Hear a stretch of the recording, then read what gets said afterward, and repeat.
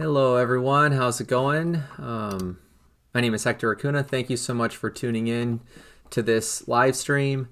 I'm just setting up a couple things here still, and I want to make sure that the stream is working properly. So if you could bear with me for a few moments here, we're just going to make sure that we are in fact live.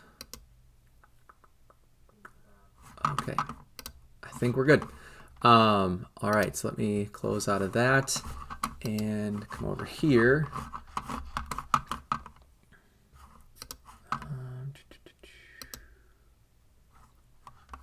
Okay, so hello everyone. My name is Hector Acuna, and thank you again for tuning in. Today is Friday, May 31st of 2024. And today I'm talking about my recent trip to North Carolina, specifically Cherokee and Asheville, North Carolina, for the Plein Air Convention and Expo, which is organized through Plein Air Magazine and Streamline Publishing. I was invited this year to be one of the, I think like 75 or maybe 77, somewhere in there, number of faculty artists from around the US and abroad. So I was very honored that they invited me to be one of their faculty artists. I was brought in as a field painter, which if you've ever been to the expo, then you know or you're familiar with the sort of stage demo artists and the field artists. So at the convention, they have like 4 or 5 different stages with artists that are demonstrating techniques in oil painting. They're doing pastel, watercolor, acrylic, gouache, and I think that pretty much covers the mediums that they are demoing in. And I would guess about 2/3 or maybe a third of the faculty artists are doing live demos throughout the week on those stages, and then the remainder of the group is brought in as field painters. So, we're expected to go on the paintouts that happen once a day and give feedback or, do sort of on-scene live painting that attendees can come and watch and ask questions if they'd like. So I sort of balanced my time with both of those duties across the 3 days that we were doing the paintouts, or technically 4 days if you count the last full day of painting. So anyway, this was my second time at the Plein Air Convention and Expo. I was invited last year to receive the M. Stephen Doherty Breakthrough Artist of the Year Award. It was very exciting, and it was really a great opportunity to meet a lot of artists and meet some of my art heroes that were in the faculty roster, and reconnect with some of my friends that I've met through the Plein Air community over the past like 2 or 3 years. And so anyway, this time around I had some different expectations, and obviously I was brought in as a faculty artist, so there was more of a responsibility to share some of my experience and perspectives on painting, and obviously plein air painting specifically. So I had a really good time this year, and I'm excited to share the paintings that I made while I was there. I have a few other announcements I'll share in this video today. But I'm going to, like I always say, do my best to keep things fairly brief and short. So we'll see how that goes. So I have a PDF presentation that I put together today, and I don't know if this is the best solution for sharing images, but I figured that this would give us a chance to stay within one file, and I don't have to be bouncing around and moving to different media sources for the presentation today. So we're going to start things off by sharing some of the work I was doing in my wood shop out in the garage the week before I left to go to North Carolina. And I wanted to bring a few frames. One of the things that's kind of nice about the event is that they have these easels that are in the main hallway outside of those rooms where the stages are. And as a faculty painter, we get one of those easels for free. So they kind of lend them to us for the event, and we can display a painting or maybe 2 small paintings at a time. to share with the attendees or to share with other faculty artists. And we can also list them for sale. So I wanted to bring a couple of new frames with me, and I was testing out a couple of new designs for frames. So you can see in this image here, I wanted to make some frames that had a bit more of a decorative edge. So they're a little bit of a hybrid between my float frames and some of the wider sort of plein air style frames that I was making last year. And this is the smaller of the two. I don't know how well my phone's camera is going to pick up these details, but I thought I would share the images of them and a very quick little close up in this small window here, but you can get a sense for the size and the scale of the frame. And what's nice about this style of frame is that it has the rabbet edge right here that holds your panel up inside of your frame, and it's really easy to swap panels in and out of these frames. So here's a small painting I made from Pace last week that I had in this frame here, and it's really easy to pop these linen panels in and out of the frames now. So it's pretty likely now that I'll be making frames like this for the next few months for upcoming plein air events. That way, if a painting doesn't sell, I can always reuse the frame, and it's a bit easier to travel with a linen birch panel as opposed to these big 1/2 inch or 1 inch gallery wrapped style canvases that I was making. So anyway, we can see here in my images some of the design motifs that I was trying out. I had a few people say that they felt very kind of southwestern in their style. And I really like the geometric shapes and these repetitive layers of the square or the rectangle and depth on the frame. So one of the things I really was excited about and how these turned out was the way that the frame has this kind of laddering effect, as the frame moves back in space. So I think it highlights the painting in a nice way, and it gives the frame a little bit more of a structural body and kind of dimensional presence that I think is really attractive in frames. So it's something that I'm very pleased with in the way that they turned out. And these have kind of my classic, not classic, but my sort of routine finish now of casein paint and shellac. So there's kind of a two-part process there for the finish. All right, so moving on, we'll talk about pace now.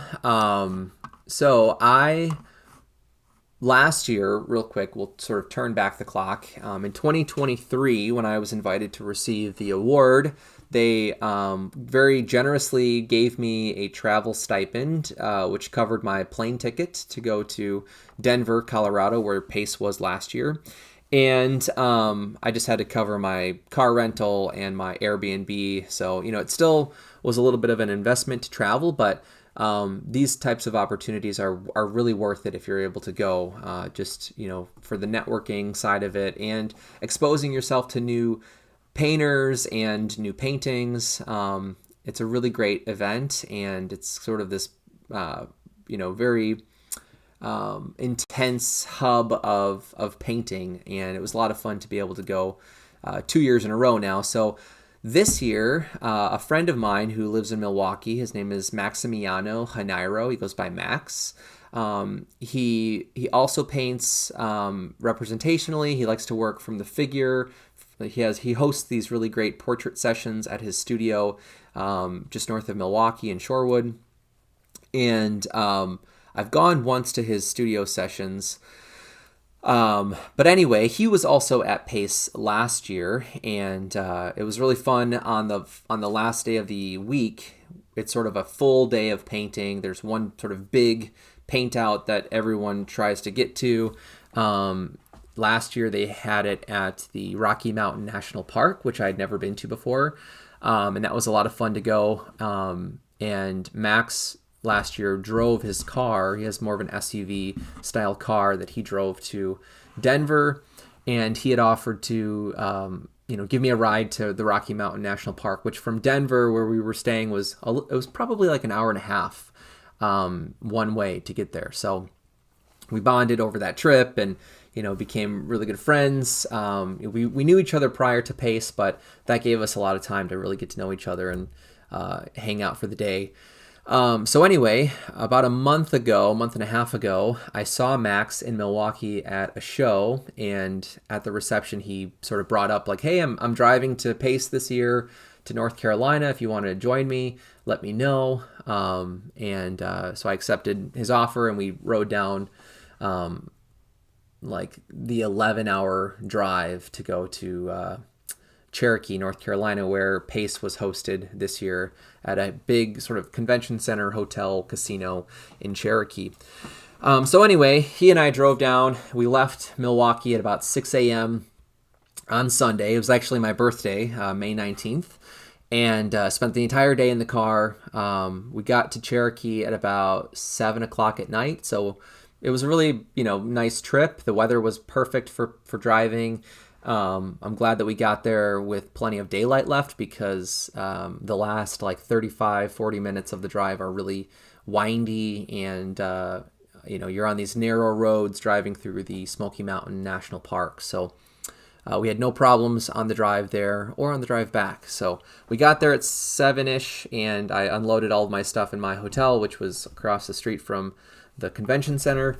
And because there was still like an hour and a half left of daylight, I was really excited to get out and do some painting. And Max and I spent a lot of our drive talking about painting. And when you're surrounded by the conversation of plein air painting, or you're watching demos, or you're listening to all of these great ideas about things you can try in your paintings, all you want to do is get outside and paint. I'm just seeing a comment here in the chat. So somebody had left a comment asking if I'll post the recording. So yeah, for sure. I try to keep my recordings up on my channel afterwards. And please check it out when you have the time. And thanks for tuning in for A Moment Live. I'm hoping to get back into a little bit more of a routine with my live streams this summer. So keep an eye on my channel if you want to stay tuned with what I'm working on. But anyway, so this was on Sunday night. I took my small cigar box, which I can also show you real quick,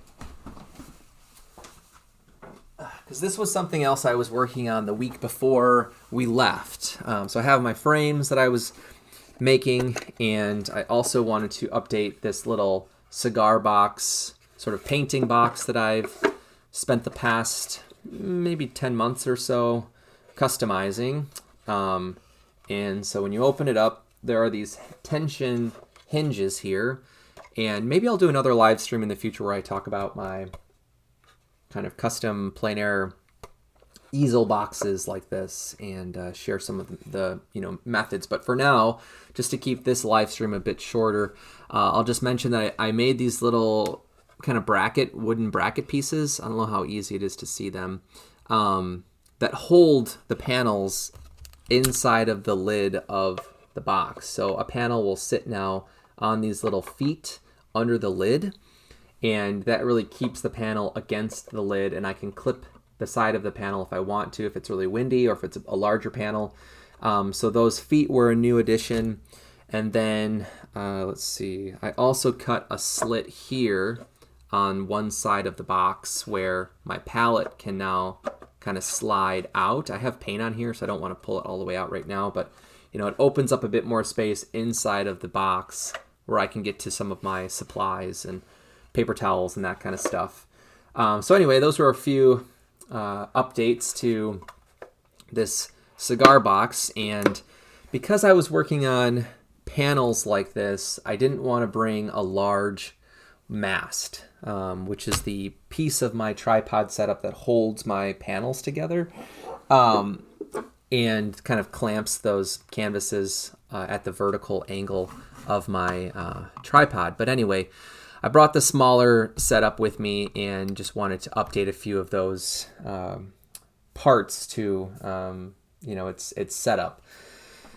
Anyway, long story short, so That's what we see here in this picture, which is kind of skewed. I saw this, I didn't notice that the picture was warped in this weird way until after I had it in my presentation here, but this was the view maybe about 50 yards down the street from my hotel. If you've never been to Cherokee, it's a pretty big tourist area now on this reservation. And obviously, as I mentioned, there's a big casino there. The resort hotel casino is all one big operation, and it's a massive building. They have a bowling alley, a bunch of restaurants. They have the big convention centers. The casino area is also massive. I'm not really a gambler, but as part of the event, the casino gave each attendee like 35 credits with your little badge. So my friend Nathan and I did go and play the penny slots for like 2 hours one night, and it was a lot of fun. So it's more fun if you're not using your own money, I suppose. But anyway, so this is the view right down the street from where I was staying in my hotel. And the clouds, as we were driving into Cherokee, were huge, rich, character-rich clouds with a lot of really interesting shapes. So the whole drive down, I was thinking, like, I just want to get out and paint these clouds. And, so that's what I was really looking for when I came out of my hotel on Sunday night. And I spent maybe an hour and a half or so working on this painting. I met this artist, who was also staying in one of the hotels next to mine. His name is Al Klein, and he's a watercolor painter from Texas. He saw me as he was walking by working on this painting, and then put his stuff away, I think, and then came back with his paints and his sketchbook and just sort of sat up next to me for the last 30 minutes or so of my process. So it was really nice to meet Al as I was working on this little painting. And if you paint sunsets from life like this, then you're familiar with how quickly everything changes, and how fast you lose the light with the particular color relationships that you might be finding or value relationships that you might be seeing. So I was trying to work really quickly, but I didn't get the painting developed quite to the point that I was hoping for, and I ended up having to rework it a little bit later on in my hotel room. And I have an image here where I had finished the painting and I had put it in another frame that I brought with me that I had purchased from JFM Frames back in Texas last October. So I brought a couple of these. I think I brought 4 frames with me, and 2 of them were for 5x7s, which is the size of the painting. I apologize, the light here is really, really bad. I wonder if I can maybe even adjust. Let's see if I can adjust my lighting here. Okay, don't need to worry about that. Maybe it's the studio light. I don't know. Well, I apologize for the really low lighting on this panel at the moment. But if you'd like to see this painting kind of in higher resolution at some point, I encourage you to go visit my website, acunaarts.com, which I have linked, not linked, but written out here for you. I would have scanned this painting for the presentation, but the paint is actually still wet. You can see this light blue is still wet on my fingers here. So I'm letting it dry still. But anyway, let's keep moving. So that's a small 5x7 study. As I mentioned, I brought it back into my hotel room and kind of tweaked some of the edges and put a little bit more of an impasto in some of the areas. You can kind of see in this image where the paint is a little bit thicker on that cloud on the left right here. And then there's a few other moments where there's a little bit more of a heavier bodied paint. And we have a small little orb at the top of the painting that was the moon. So I think I titled this painting Moonrise in Cherokee or something along those lines. And this is with oil paint on a custom, like handmade little 5x7 linen panel. So I've really been enjoying working on these oil primed linen panels that I've been making. And it's really nice to be able to make any size that I want. However, after doing a lot of these plein air events and shows, I'm starting to see the benefits of staying within some of the more common sizes for panels. So hence why I brought 5x7 and 8x10 panels with me. All right, let me zoom out here so we can see this full slide. And then the next day, which was Monday, sort of the first real day of the event, I had a pretty open schedule up until about 4 o'clock when they had their opening ceremony. One of the things that's kind of cool about the convention is that they offer these pre-convention workshops. And this year there were 3 workshops. There was an oil painting I don't know if it was an oil painting workshop as opposed to like a drawing composition kind of workshop. From what I heard, I didn't go to any of the workshops, so I can't speak from experience, but I can tell you who was teaching the workshop. So there was Joe Paquette, who's from, I think, the Twin Cities in Minnesota. There was Amit Kapoor, who's a watercolor artist from India, I believe. And then there was Aaron Schurer. I'm not sure how to pronounce his last name. He's a oil painter and pastel artist, and I think he's in California, but I might be mistaken there. Anyway, so they had those pre-workshops from like 7 a.m. to like 2:30 on Monday. So most of the attendees who had signed up for the workshops were busy in those pre-convention workshops, and it left me, kind of with an open schedule. So I tried to get some painting in again, and I took another 5x7 panel, and initially I walked around outside looking for a view. This was after I had checked in, and as a faculty member, they gave us some really cool kind of free swag type stuff. I'm trying to see if I can get to my bag that they gave us this year. It's kind of a nice shoulder satchel kind of bag. So give me 1 second. I have it wrapped around my chair here. So last year they gave us similar bags that I've used a lot actually in the last year. So this was the one from last year in Denver. It looks a little bit more kind of orange on screen, but it's kind of a salmon color, which I really like. And then this year they gave us these beige, kind of earthy brown bags, which are also very, very cool. So I'm excited to have 2 of these now.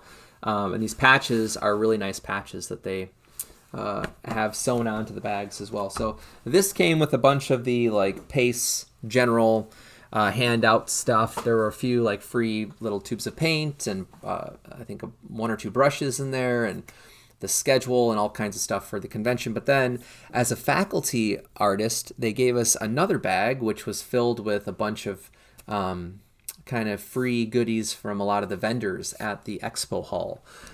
So I got to come home with a bunch of paint and more brushes, a few other tools.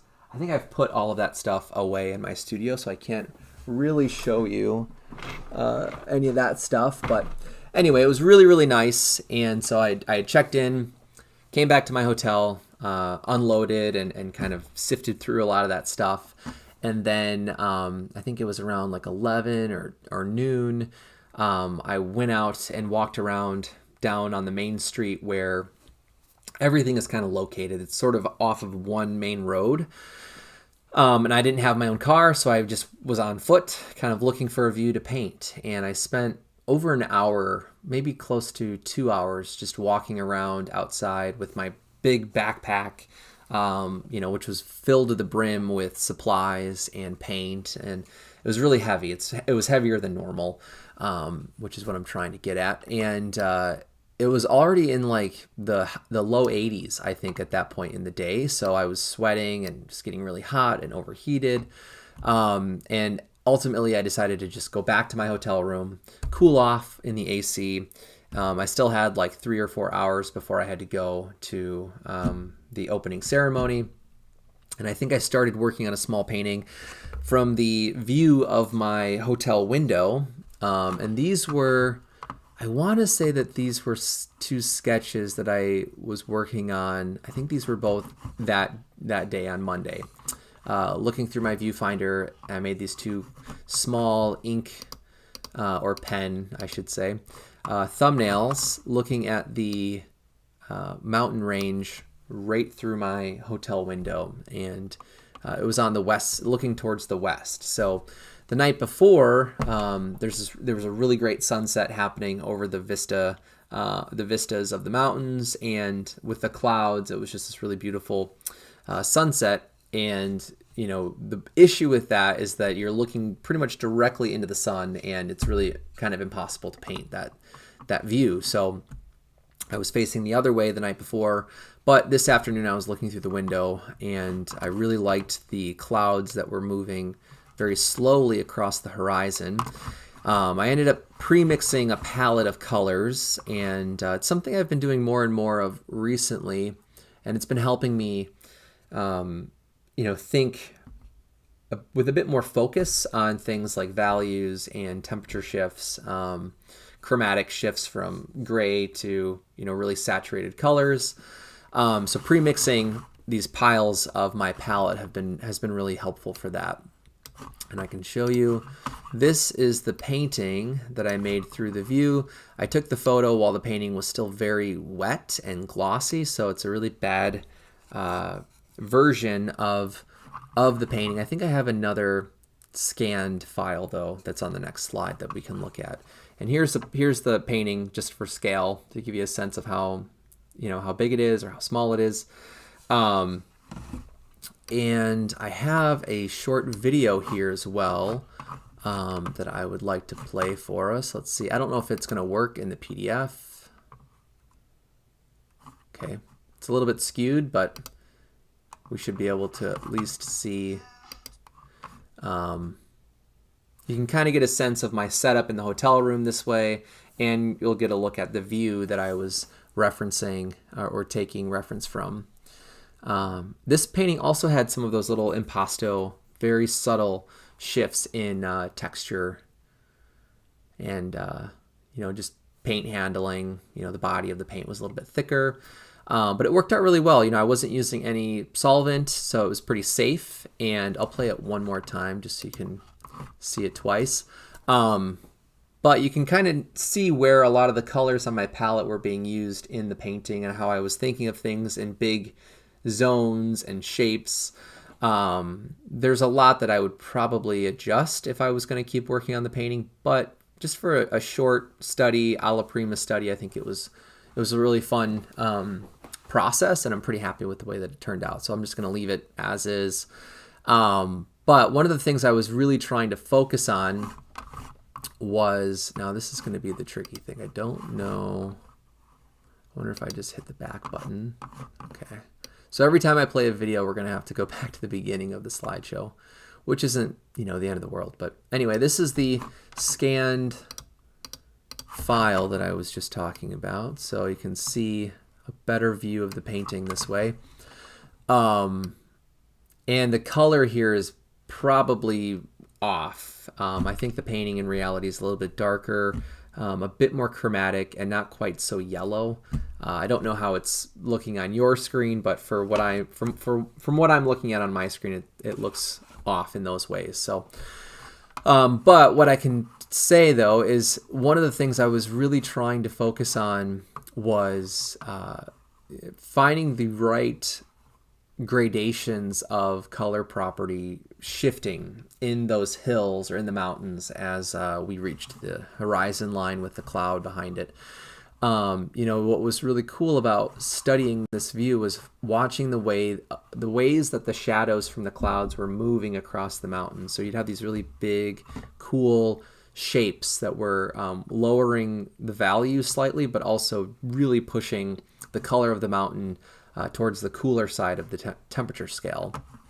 And it's one of those things where you're observing a sort of phenomenon with color, and it's really easy to maybe overdo it or exaggerate some of those relationships. And I think that's what I ended up doing in this painting. I kind of feel like this is a little bit too cool, but sometimes you have to push your color to that point to be able to notice where something needs to back up and where that line exists when something is a little bit too extreme. So anyway, I'm really happy though with the way this painting turned out. I like the composition and the way that the cloud shapes turned out. And as I mentioned, when we were driving down into North Carolina, just watching these really slow moving clouds maintain their shape and character, I was just feeling very excited to get out and try to paint clouds.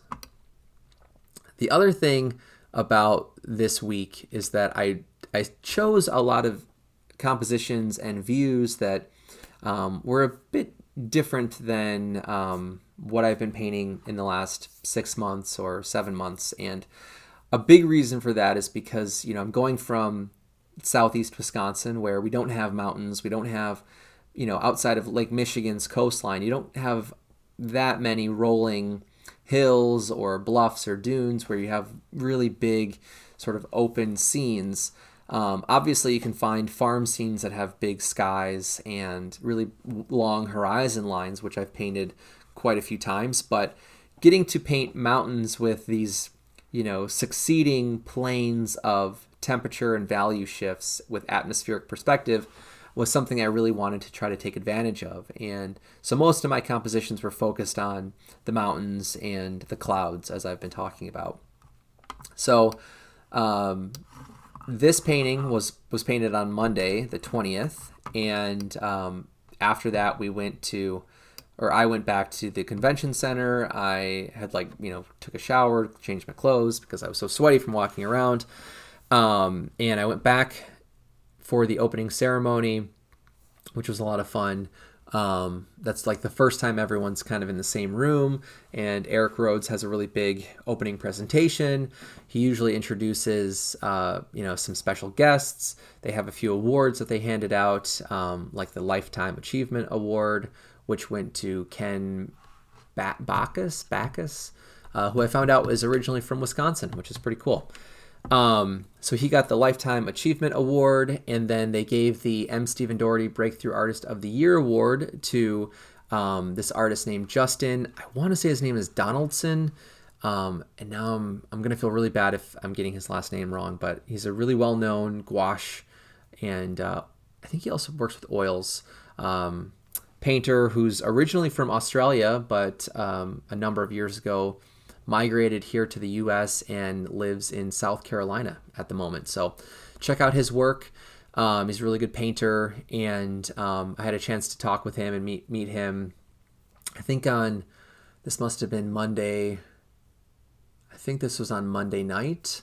We got to talk about the award and just my experience with Pace. So that was a lot of fun to get to meet him and congratulate him in person. So that was sort of the agenda on Monday, and on Tuesday, that was the day that the demos really started. Basically they have those 4 or 5 different stages. Let me think. They have the watercolor stage, the pastel stage, the demo stage, the main stage, and then they have the expo hall stage. So they do have 5 stages, at least 5. I don't remember if I said pastel stage. If I didn't, then there's 6. But anyway, they have all of these stages, and usually at every slot, all of those stages have artists working and teaching and doing demos. So it's a really good opportunity to see a wide array of painting styles, of methods, of strategies. There are some overlaps in terms of things we have to solve as painters and image makers, but it's nice to be able to get examples from people that work in different mediums and different voices and styles. So anyway, the first, from 9 o'clock to 3 o'clock, somewhere in that range, every day outside of Friday, the last day. So on Monday, so Tuesday, Wednesday, and Thursday, you have demos happening during that time frame on all of those stages. So usually everybody's at the convention center, kind of mingling around, and you can sit as long as you want at any of the demos. A lot of people, I think, will go and sit for, portions of as many demos as possible.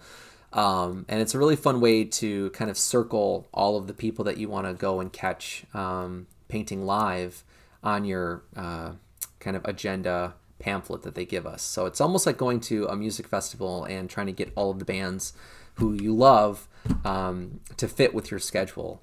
So it's always fun to see how people, sort of curate their experience from that wide selection of artists who are working. And as I mentioned, I was a field painter, so I didn't have to sort of, stress out or worry about doing a public demo. And I could just go and attend and listen in on a lot of the artists that were working, which is it's mostly what I was doing during that time frame. And then in the afternoon, we all sort of drive out to different locations each day and try to apply what we've been learning into our process. And that's where my role as a field painter really begins. So this was our first sort of group paint out at, I should have typed in the names of these locations because I'm not going to remember some of these Native American names, but this was at a visitor center in the Smoky Mountain Park, and it was a really fun place to paint. The only kind of hiccup or challenge was finding a parking spot. They didn't have a very large parking lot, and it filled up very quickly.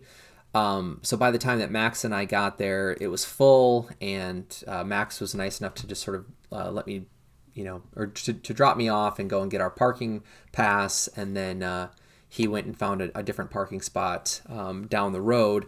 So I didn't see him at all during this whole paint out, which lasted until about 7 or 7:30. So we started around 4 o'clock and painted until about 7:30. And what's really kind of cool about these paint outs is that, especially in these smaller areas of parks, you see the majority of the attendees in that same area. So there's this sidewalk that runs through this park, or this portion of the park and the visitor center, and pretty much down the entire sidewalk was a line of plein air painters, and you just feel like you're part of this big tribe of people who are dealing with the same challenges and experiences that you're dealing with by working from observation at this place and time. So it's this really fun way to connect with a lot of different people. And I chose to spend most of the time working on a painting. I was asking some of the other faculty artists when we got there, what's the expectation for the field painters? Do I need to walk around the whole time? Should I be painting? And everyone I talked to who had done it before said that they typically will just sort of survey the landscape and see how many people in the yellow or whatever color hats we have for that year for faculty are helping people versus painting, and they'll sort of just adjust their schedule to fit that current state. So I did the same thing, and it looked like a lot of people weren't painting in the field painter faculty group. So I thought, I'll just set up my easel and start painting, and I'll try to be as close to this line of artists as possible. That way, if people want to come up and say hello or ask a question, I'm very easy to find. So I liked this view with these big round hedges. They started to look like little characters, and had this sort of anthropomorphic feeling to them,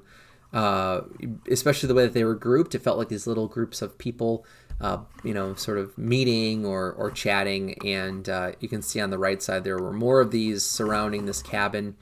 So I really liked their shape, and when I first got there, the light was a bit more dramatic and direct, and there were some very sharp shapes with the rim light or the cast shadow from the building that caught my eye. But after about 25 minutes of painting, those disappeared and everything kind of evened out a bit more. So I ended up painting things a bit closer to what we're seeing in the photo now. But like I said earlier, I was also focused on a view that incorporated the mountains and some of the atmospheric perspective. So this was how the painting turned out. And again, some of these images for my scans probably need to be edited a little bit more. For the video, I just scanned them and cropped them and then put them in the slideshow. So they're unedited, which maybe is a good thing.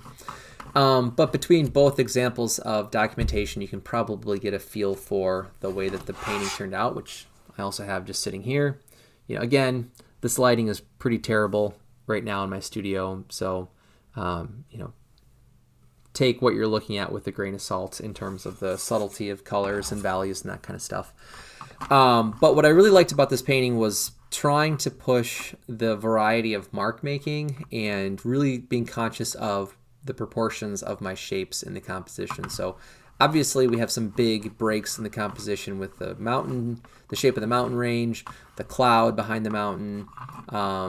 Areas of the landscape start to become a bit smaller, and the angle of their positioning starts to vary a bit more off of these horizontal lines. So I was really thinking about all of those relationships in terms of the composition, and I was trying to capture this organic texture of the hedges, which I've painted similar hedges before. Actually, in the last maybe 4 or 5 months, I've done at least 2 paintings that deal with a similar type of subject, and so far this has kind of been my solution to painting their overall form and shape and texture, which is to do like a large mass shape and then find the initial value shift with the light and try to convey some of the initial contour of the object between the shadow side and the more like lit rim light area of the form, and then really be conscious about the boundary between both of those areas. So if I scroll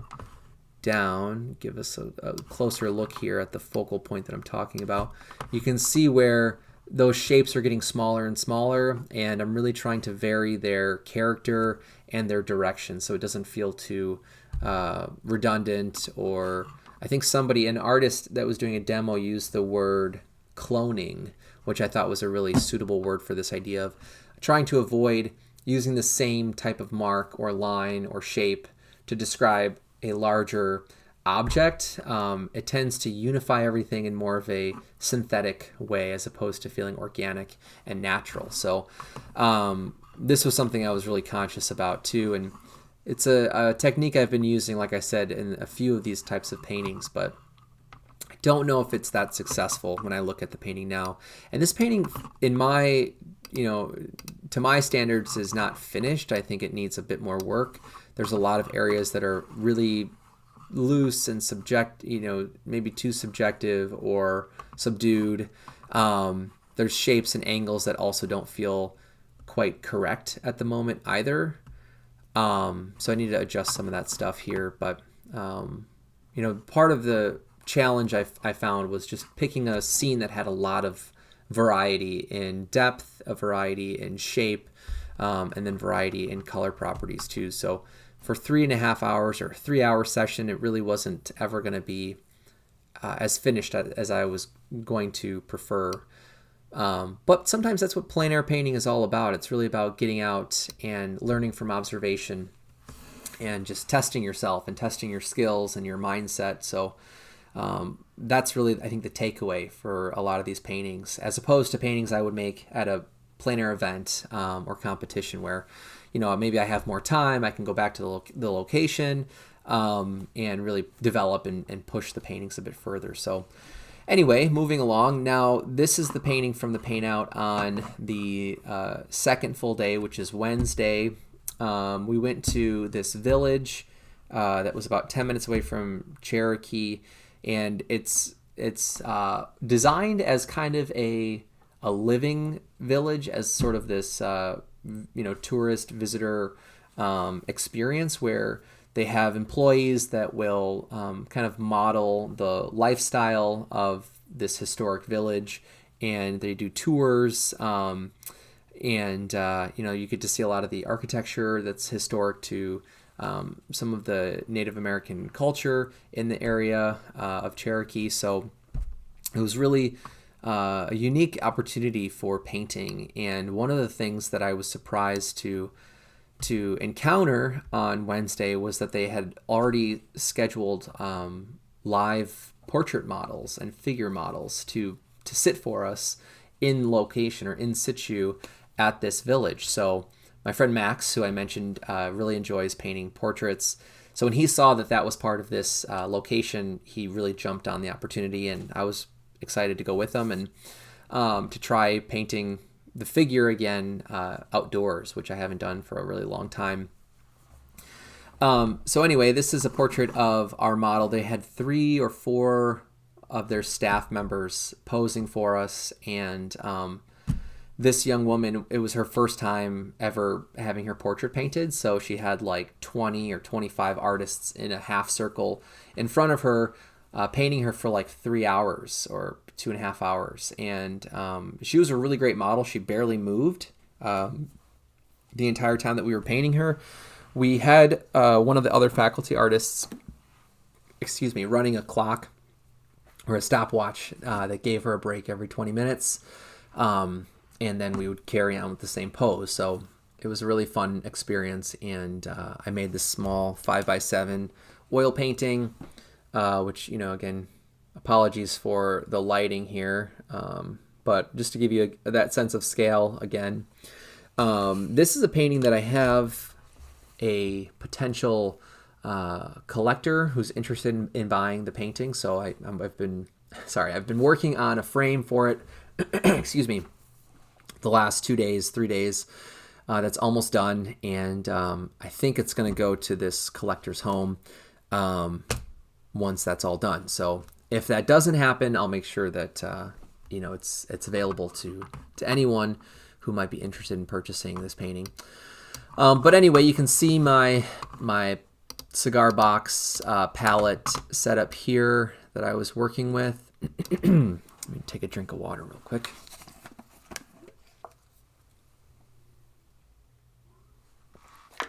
So what ended up happening is each day that we did the paint out, I was starting to introduce more colors to my palette. And I think I brought with me like 20 different colors in this sort of Tupperware plastic container that was in my backpack, which is part of the reason why my backpack was so heavy, because it was just loaded with paint. And for the amount of paint that I used, I probably only needed like half the amount of colors that I brought with me, let alone actual full tubes of paint. So you can see here I was working with titanium white. I had some just kind of neutral, cool colors that were from scraping my palette on prior sessions and mixing into a neutral.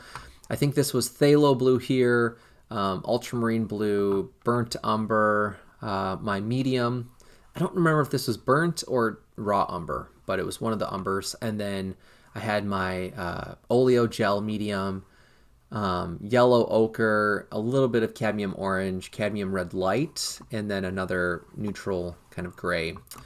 So that was my palette, and I don't think I used all of those colors on this portrait, but I remember using cadmium red light, yellow ochre, the umber, and ultramarine blue. I think those were the only colors, and white, obviously. For the shirt, you can see it's almost pure white in some of those areas. But anyway, that was my palette of colors here, and what was really fun about studying the planes of her face was trying to find those temperature shifts in the local color. So, the light was bouncing off of her shirt and reflecting the underside of her jaw. So it was really fun to observe that effect. And then I was also trying to give that sort of blushy warmth to her cheek, while also trying to simplify a lot of the information, because this is a very small little panel. This portrait is not very big. It's like a 3-inch size portrait here. So, I only used 2 brushes for the entire portrait, and I think they were, I don't remember the number of the brushes, if it's like a 4 or a 6, but they were both flats and they were fairly narrow. So I didn't have any tools to really get tiny details. Plus, I don't think that's really what the painting needed. I think this was a better experience and process of suggesting information, of simplifying the information, and really trying to convert everything into those planar shifts. And I'm pretty happy with the way that the portrait turned out. It's inspired me to want to paint portraits again.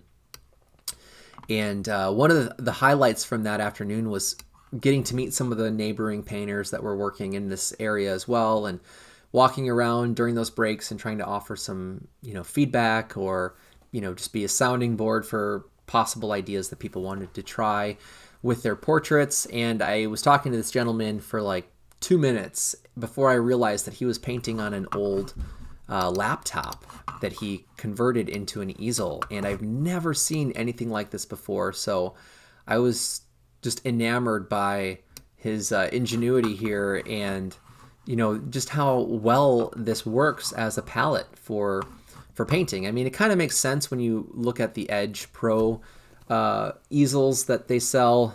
They almost look like laptops, so I wonder if that partially inspired his idea. But yeah, it was just kind of a cool surprise to realize, like, wait a second, you're painting on a computer. And so I was joking, like, are you sending emails between your between sessions or whatever. But anyway, so you can kind of see what the layout was like with everyone's easels. There's the model kind of up in the corner there. And there was another gentleman that I don't have a picture with, who was to the left of me, who was kind of brand new to plein air painting. And I think his name is Ijit. And he's from Illinois, and he's a surgeon. He said he kind of recently was inspired to learn how to paint, and he's, like I said, he's kind of brand new to plein air painting. So while I was working on my portrait, I was sort of giving him some ideas and just sort of talking with him about some of the ways that I like to paint, and sharing some of my resources that I had with me for color theory and values theory type stuff. Just trying to hopefully give some examples that might make things a little bit easier to process, because when you're new to painting, you're dealing with all of the subtleties and the variables that paint as a medium gives you. But then if you're taking that outside and you're working from observation, you're just multiplying all of that complexity by a giant number, and dealing with a light source that is moving, and you're trying to rewire the way that your brain understands visual information, and then translating that into abstract elements in line and value and color and shape and all that stuff. So it's just a very kind of overwhelming experience if you're brand new to it. I think jumping into painting, and specifically plein air painting, is something that I think rarely, if ever, comes naturally to anyone, and it is a very long process to become familiar with that way of painting. So he and I were talking a lot during that portrait session, and it was really nice to get to meet him and share some of the things that have inspired me over the years.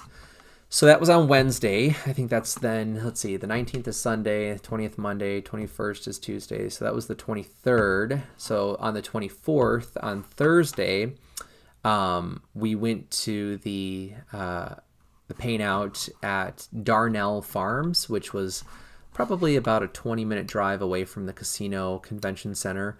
And actually, on Wednesday, the day before, artists could pick between this location and the village where the portraits were happening.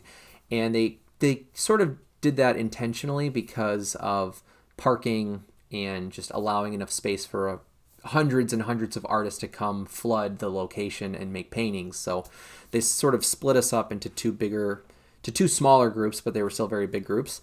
And I, obviously I went to the village, and the other half of the attendees and faculty went to this farm. And then on Thursday, everyone went to the farm. And I think there were a few people that maybe opted to paint somewhere else, since they'd already painted this the day before. But there were still, like, at least, I would guess, maybe 600 or so painters at this farm. And again, it's always really cool to see just these big groups of plein air painters working together at the same time. Oh gosh, excuse me. So this was part of the view that I was painting, and you can see by the puddles, it was kind of a stormy day, and actually it ended up being the only day that we had rain, which was really fortunate, because sometimes you plan these outdoor painting events and the weather doesn't cooperate, but this year it really did. We really didn't experience bad weather that often during the week. And Thursday was the only day that we really were painting with any sort of storms. So I think we got there at about 3 o'clock, or maybe 2 o'clock. I think the paint out started a bit earlier on this day. And, you know, Max and I, we parked his car and then we started walking around. And I think it was like 2 hours or 2.5 hours after that point that these big storm clouds just like rolled over this valley and dumped a lot of rain on everyone. And, you know, there was lightning and thunder, and I was kind of shocked and also impressed by the number of painters that didn't move, that just sort of stayed in their location and kept painting during that like 30-minute storm. Most people did seek shelter and had to take down their easels. And, you know, I was starting to notice the sky turning gray like maybe 45 minutes to an hour before that point. So I was, you know, looking for a location that had some cover and would keep me dry. So the farm had, you know, a very large amount of space, and they were right up against a river. They had this whole like market square area with a bunch of buildings and structures, and then there was at least one very large barn sort of to the left of this view that we're looking at.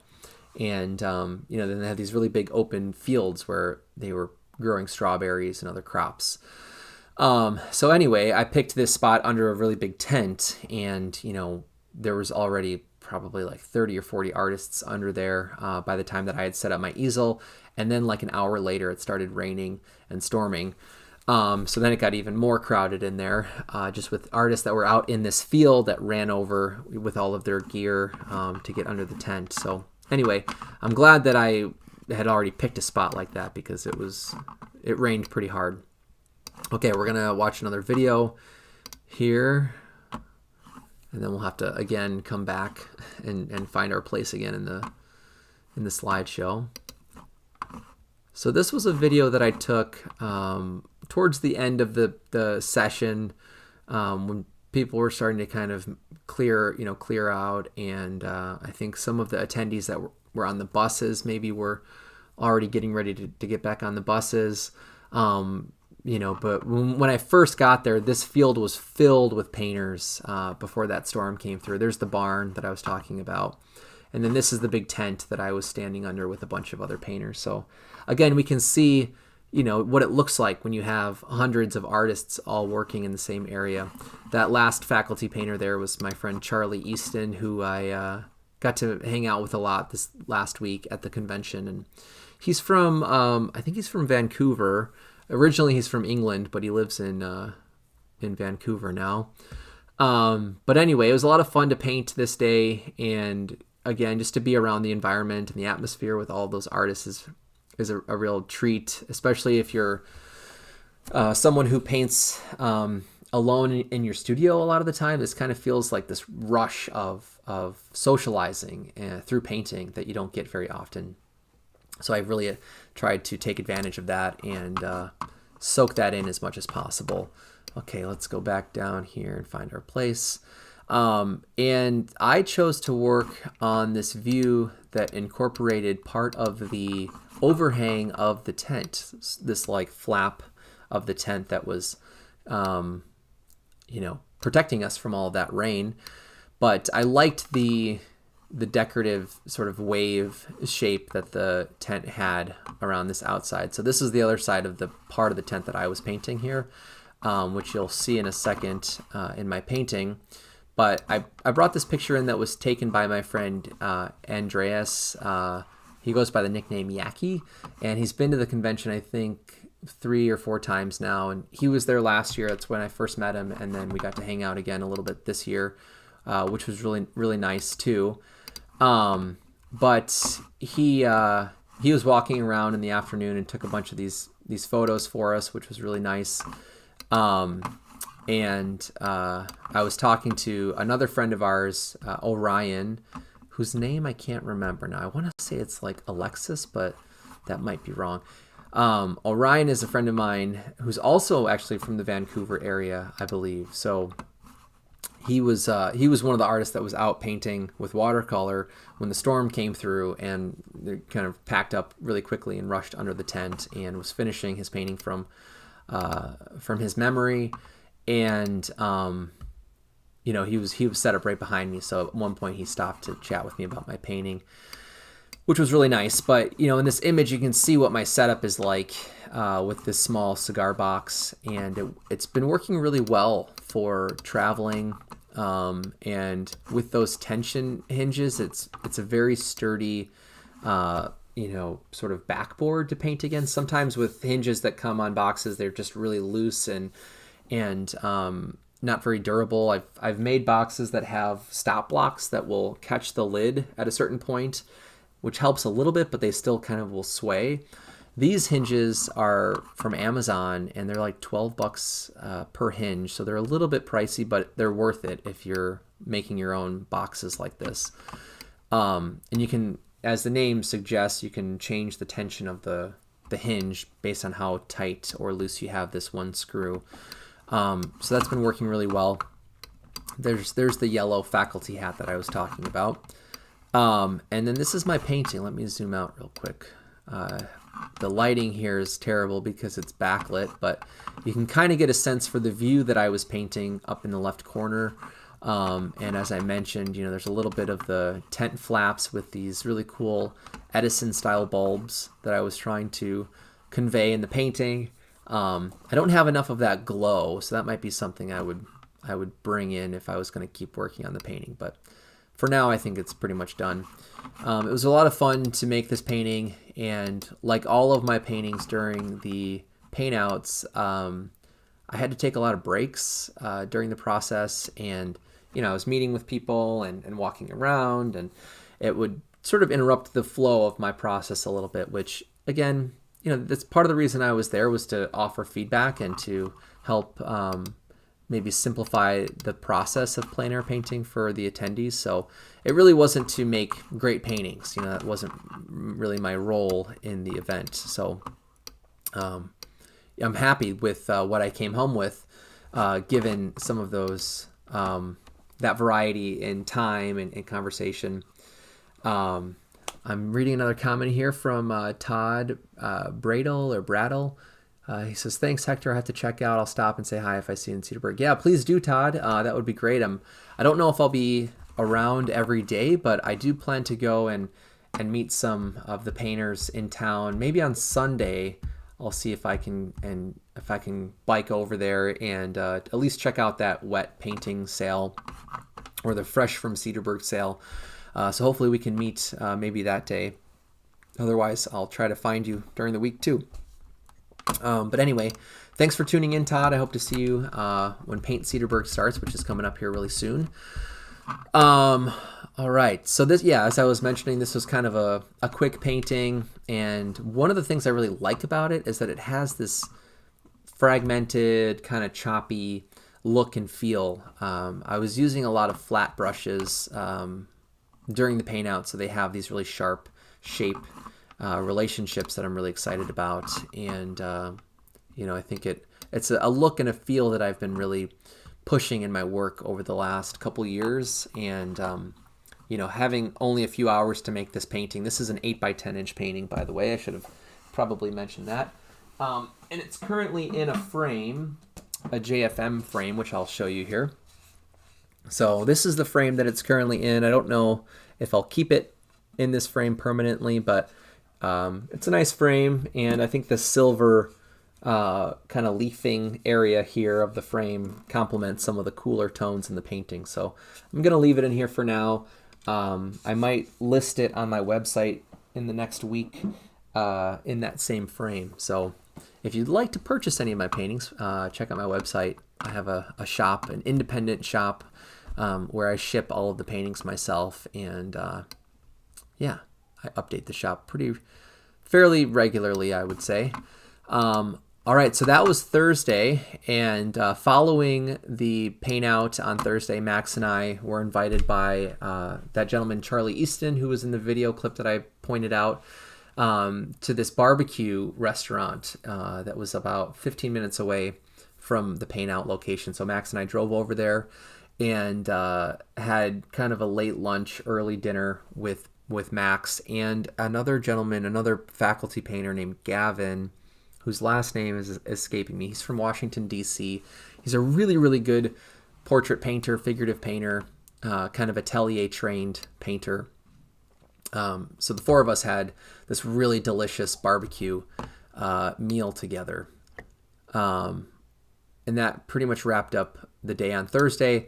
In the evening, we had the sort of like dance party kind of, finale of the event back at the Casino Convention Center. So the main room became kind of this giant dance floor, it was perfect, actually. Everybody was in there, and they had a nice sort of cash bar, big dance floor, and plenty of tables to sit and chat with people. So I spent a lot of that time hanging out with some of the other faculty artists and talking about the week and talking about, our own personal lives and careers. And that's one of the best parts about these types of events, is that you meet a lot of artists that you respect and admire, and you can share some of the everyday tribulations of trying to make it in this business, and you don't feel quite so alone, in your experience. A lot of people are going through the same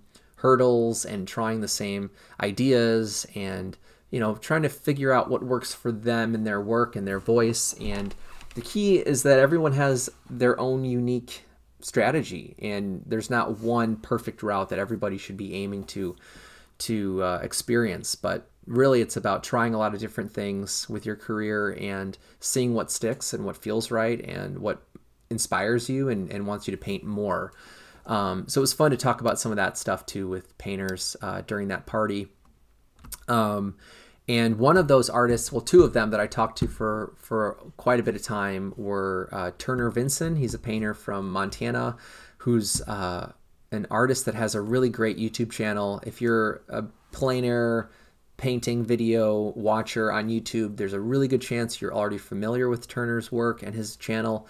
I've been admiring his paintings for the last probably like 2 or 3 years now, after coming across his videos on YouTube. And it was really great to meet him in person. He's a super nice guy, really great painter. You can tell, he's devoted to painting. He loves it. And it's inspiring to meet people like that. And it was just kind of surreal, it's almost like when I met Eric Rhodes last year for the first time. It's like you've seen this person online, you've watched their videos, you're familiar with their personalities online, and then to meet them in person and to watch them kind of moving around in real time, in real space, is a little bit trippy, and it's really cool. But anyway, I talked with him and another faculty artist, Ulrich, whose last name I don't remember right now, who's I think in Germany, and really great painter. Both of them are very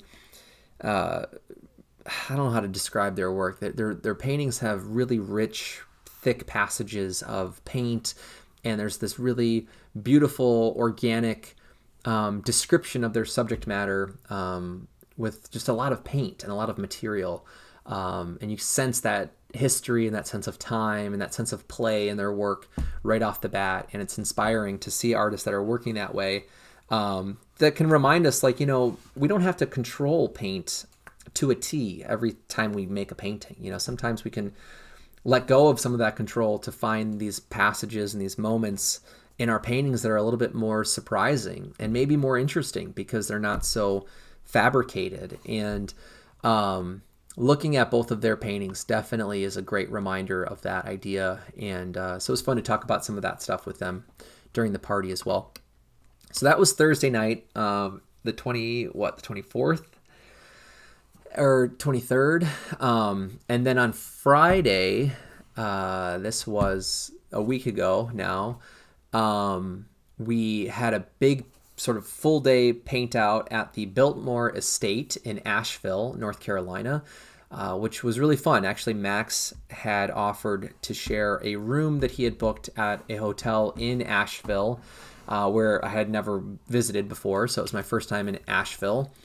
And so obviously my first time at the Biltmore estate, which is, what we're looking at here in this picture that I took in the afternoon. And one of the interesting things about the paint out was that we had to, you had to buy tickets to get in. to like their grounds, which apparently is like 8,000 acres of land. Of that, we had access to 4,000 acres. We could go to locations, I guess, within like a 4,000 acre section of their property with our pass. And we had to pick locations or zones when we got our tickets. So Max and I ended up getting Zone J, which was the lagoon area. So there was a lot of water, and it was kind of like a long pond, right? And the whole pond was surrounded by trees, and there was a trail and a road that you could drive down. So we spent the first half of the day from like 11 to probably about 3 o'clock painting in that location. And there were probably about 30 to 40 artists in that small section of the lagoon. And, since I made a few paintings earlier in the week during the paintouts, I really felt obligated to meet some of these other artists and attendees and see if maybe I could offer some help or some guidance.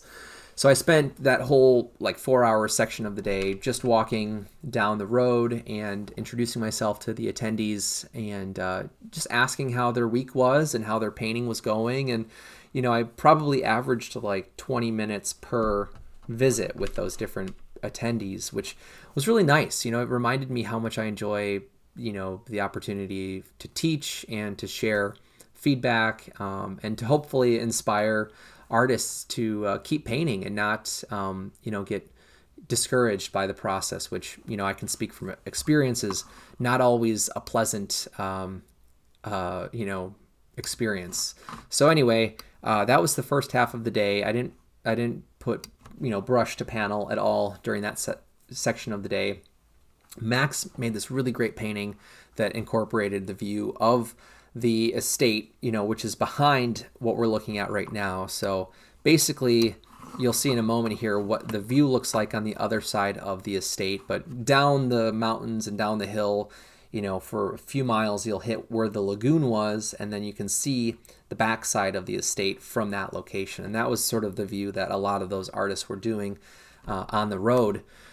And Max's painting, I think, turned out really, really great. And it's really complex. He always picks very complex scenes with a lot of shifts in depth and subject matter, just in terms of the foliage to things like water, light being reflected off of the water, that kind of stuff.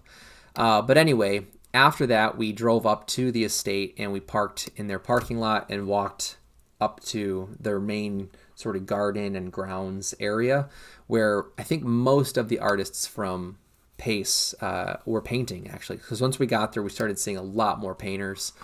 There's a restaurant apparently somewhere over here, and we walked straight to this patio, and we ended up painting there because of the view that we had, which looked like this. There were these really gorgeous clouds passing over the mountains, which is basically the backyard of the Vanderbilt's summer home. If you're not familiar with the Vanderbilt family, they were a very wealthy family. I think at like the turn of the 20th century, so like late 1800s, early 1900s. I think they were pretty successful around that time. But anyway, they had pioneered the railroad system and made a ton of money building railroads in the U.S. and were definitely like the 0.0005% in terms of class system in the U.S. at the time. So their backyard was this like private view of the Smoky Mountains, and it's just mind-boggling. Excuse me, it's mind-boggling how how much power that kind of money had back then, and just thinking about some of the just the people that probably were exploited to help them build this summer home is kind of crazy to me. But now it's this tourist destination where you can come and see just this weird view of American wealth from this time period, because everything has been maintained to its original state. It's it's in really great condition, the estate and the grounds. And anyway, so we were painting there and came around the corner and saw this view. It's not a very bright picture, but you can kind of see the mountain ranges down here with just this massive, expansive view of the sky, where just all afternoon we had these gorgeous clouds passing by. So I made this painting, this 8 by 10 inch painting here. I have another video. I think this is one of the one of 2 videos I still have to share. It's an 8 by 10 inch painting, also on a custom like linen, oil primed linen panel. It's currently in this frame that I also bought from JFM Frames. This is one that I bought, the only frame I bought at Pace, because JFM was there selling some of their ready-made frames, and you could pre-order or custom order frames from their full catalog, which was really cool. But I only bought the one frame, and I think it really suits this painting really well, so I'm going to leave it in this frame. And this will go into my shop update next Friday in a week. So if you're interested in buying this painting, keep an eye on my shop. I'll be sending out a newsletter Friday morning, or like right when things become live in my shop. So if you want to make sure that you're getting that update as soon as possible, make sure that you're signed up for my newsletter, which you can get to on my website that I'll show at the end of today's video. But anyway, the painting, it was like a 4-hour painting, maybe a little bit more than 4 hours total to finish this painting. And it was my favorite painting that I made, and it is my favorite painting from my trip. So sometimes I think by the end of the week, you've burned through a lot of the rust that maybe you're still holding on to, as a painter. And this happens a lot at plein air events for me too, where usually my favorite paintings are the ones at the very end of the week, where I've already made enough paintings for the show, or maybe I've made my paintings that I think are the best paintings, and it takes off some of that pressure. And I end up painting in a much more comfortable and, just kind of playful mindset. And I think that's when we make a lot of our best work, is when we're not adding extra pressure onto our process. So, this was the palette that I was working with. Let me zoom in for us real quick. And I took this image at the very end of the process where you can see, some of those distant, subtle cloud shapes. The sky really warmed up a lot by the end of my session. So most of the afternoon it was pretty gray and cool, kind of like what the painting is showing. But, just like any sunset, if you're trying to paint a sunset painting, you have to really plan ahead and prepare your phases of color, and try to predict some of the value properties that are going to happen, especially on things on the horizon and that kind of stuff. Otherwise, you're going to just keep painting over and painting over and painting over what you've already done. So I try to keep things at that like 4:30 to 5:30 kind of time frame in terms of the light and the color. Because by 7 o'clock, this is what the sky was starting to look like. And in terms of the colors that I used, I remember using a lot of ultramarine blue. I used a little bit of phthalo blue. I used alizarin permanent, which was right here. A little bit of cadmium orange for some of the rim light in the cloud. I think I used some of the umber color. And then I also was using my 2 yellows, my cad yellow light and my cad yellow deep.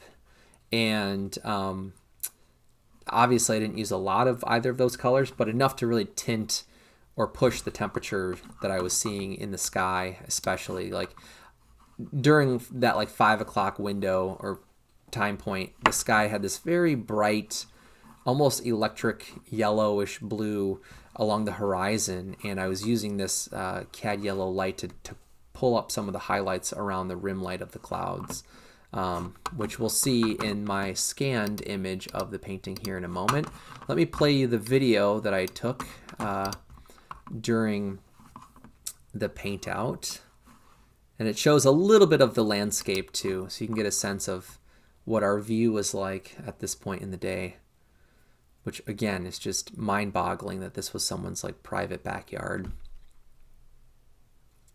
So there's a close-up of my palette. You can see my color mixing zones on my palette. I tried to share a little bit of the sky and the horizon. You can see those really beautiful salmon to like, blue relationships along the horizon line there. It would have been fun to incorporate some of that salmon peachy color, but it didn't really fit into the area that I was painting in my view. And lately I've been trying to be pretty true to my subject matter, especially during pace. I was really trying to test myself, trying to get some convincing color relationships and things that really matched my observations. So that was my view right there that I was painting. In this still of the video, this is basically the section that I was painting right here. Maybe a little bit higher with clouds up in the sky. I'll play this one more time, then we'll go back to the slideshow. But by like 6 or 6:30, the majority of people had left. I think the buses picked up all of the attendees and took them back to Cherokee. And I think a lot of the attendees on the buses then left the next day on Saturday from Cherokee. Oh my gosh, sorry, I'm yawning today. But like I said, Max and I had a hotel room booked that he had booked for us in Asheville, and right in like downtown in the gallery sort of area. But because we were painting so long, mostly because of me, I kept working on my painting until after 7 o'clock. I think Max probably could have left at like 6:30 or something, but we didn't leave the grounds until like 8 o'clock almost. And we got to the hotel at about 8. I think we had like checked in by about 8:30 or so, maybe 8:45.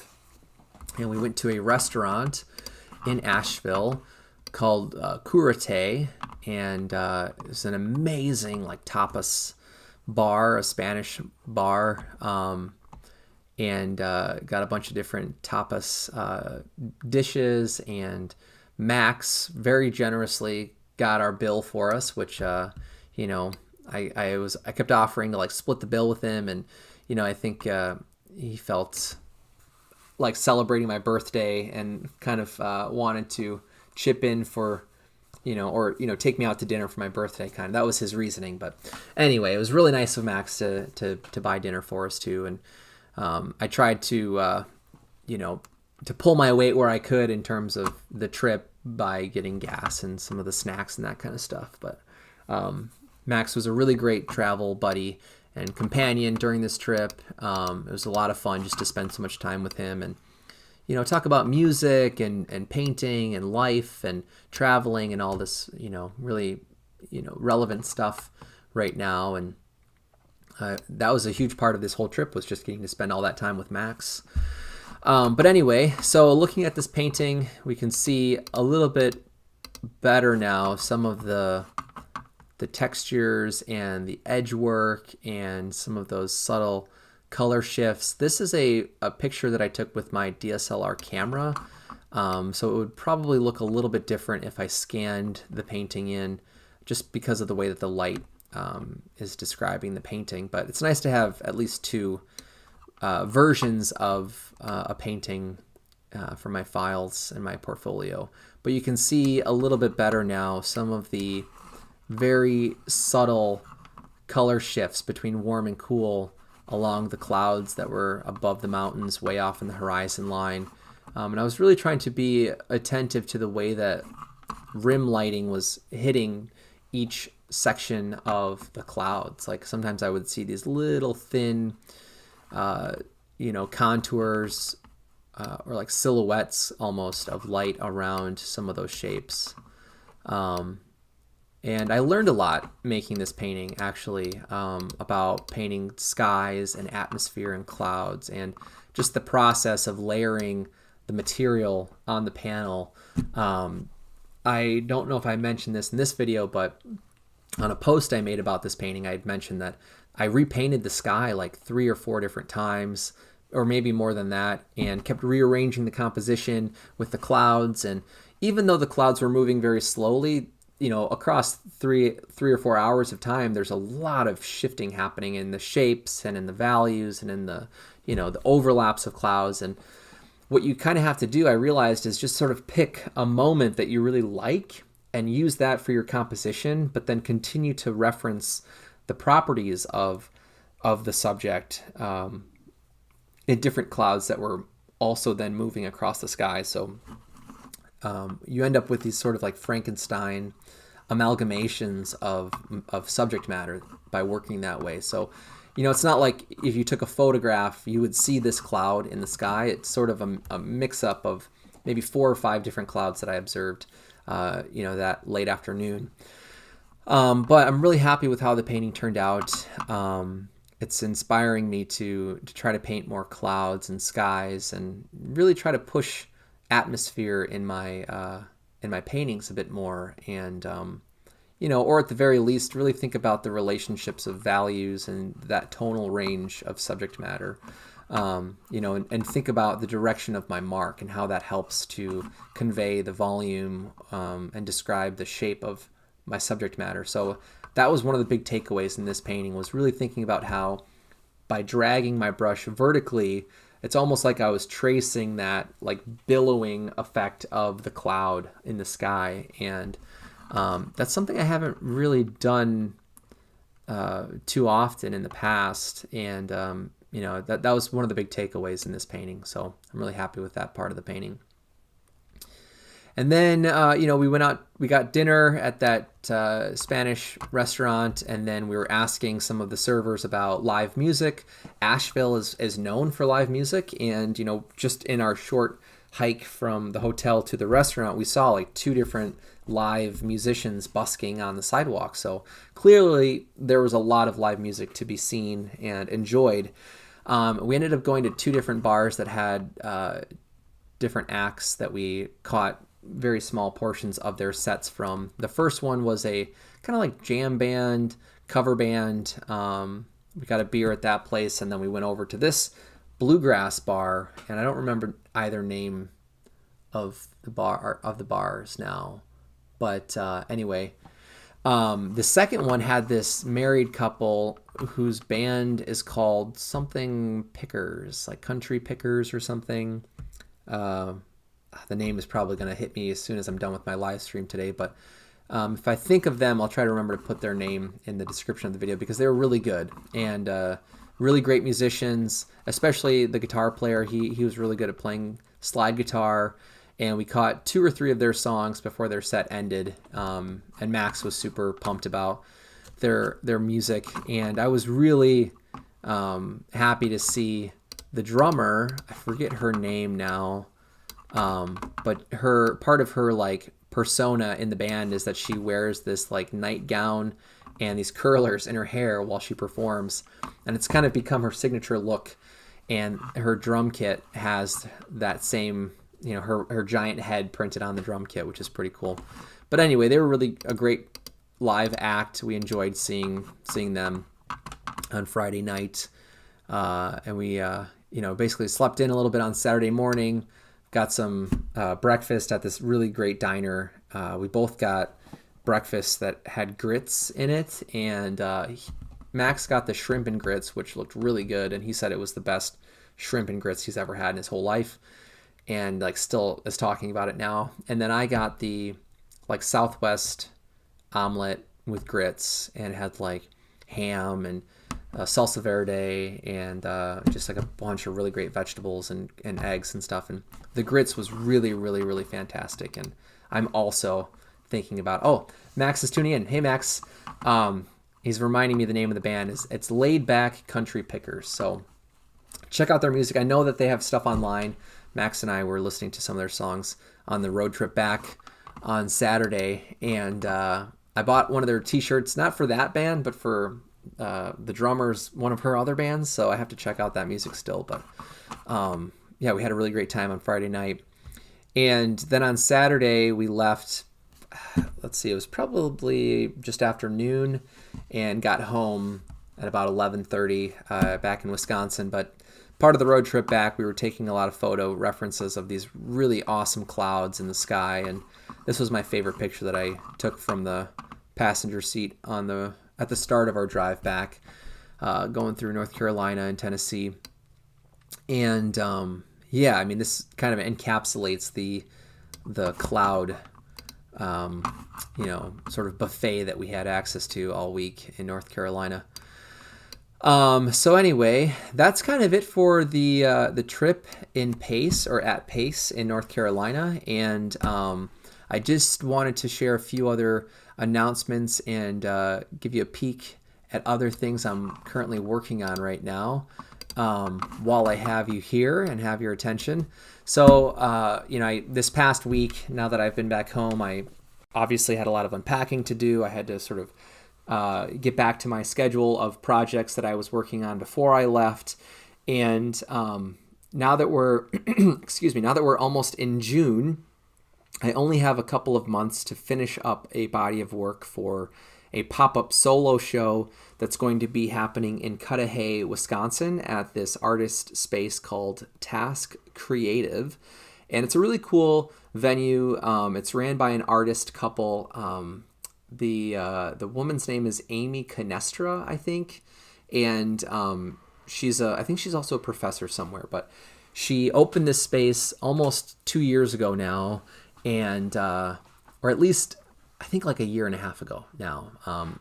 But anyway, she allows artists to rent it out for like $100 a day, and you can do pop-up shows like what I'm doing. You can do, sort of like photo studio stuff. You can do workshops in there. It's a really cool space, and I'm really excited to put together this body of studio paintings to exhibit together in August. And I have dates reserved right now for the 16th, 17th, and 18th. It's basically like one weekend in the middle of August for anybody and everybody to come see the show. And I'm planning to do more of a formal reception on Saturday, the 17th, starting at 6 o'clock. So if you live in the Milwaukee area, Cudahy is just south of Milwaukee by about 15 minutes or so, I would say. And, so for all of my friends that are, down in Kenosha area, northern Illinois, northeast Illinois, people that are maybe over in Madison and north of Milwaukee, it's a really, drivable show.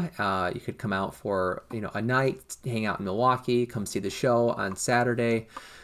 Just come say hi, hang out, come say hi to Megan and I, and, you can see my show, meet some of our friends, and it's going to be a really great time. I'm really excited.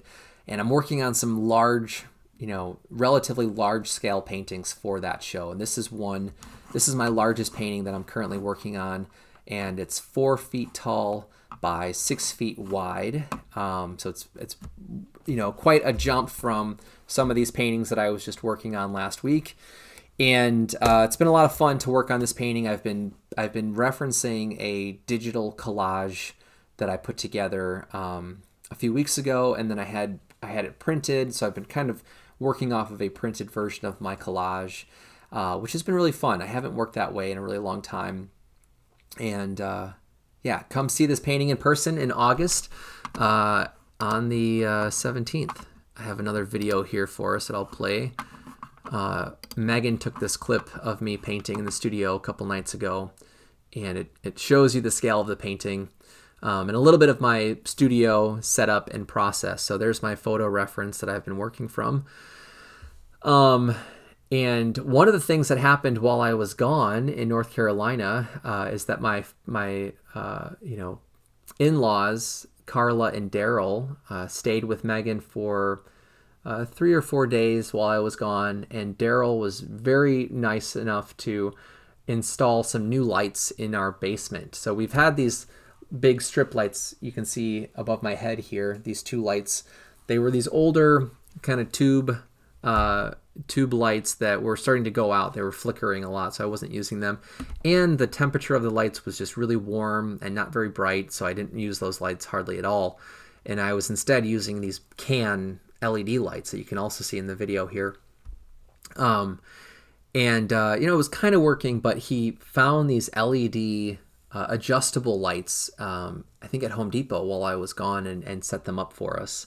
So now I have really, really great studio lights, and I'm super excited because it feels more like a studio down here, and I don't feel like I'm in a dungeon or a cave quite as much anymore. And it's just, it's helping me see my paintings and my palette with better light and clarity now. So I'm really excited about that. So not that Daryl watches my YouTube videos, but if Carla is watching or watches this, please thank Daryl again. Thank you both for coming and spending time with Megan too while I was gone. I know she really had a great time. That was one of like 6 or 7 different projects that Daryl was nice enough to do for us while I was out of town. So you kind of can enjoy the great light in this video as well.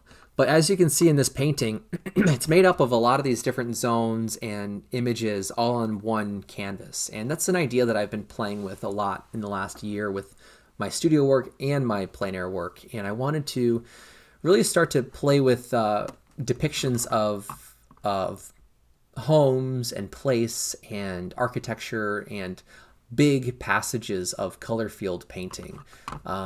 If you're familiar with some of my work, then you probably have noticed some of the influences I have from Bay figurative painters like Diebenkorn that really utilize color theory to make interesting passages in their paintings.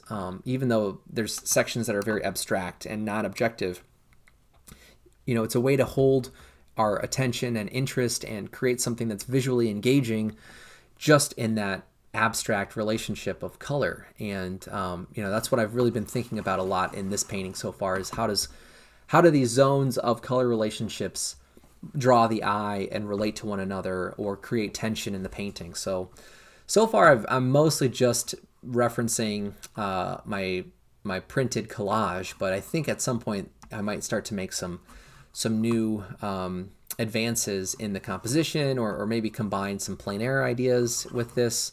It's open. It's really open-ended. I can't predict where the painting is going to end up.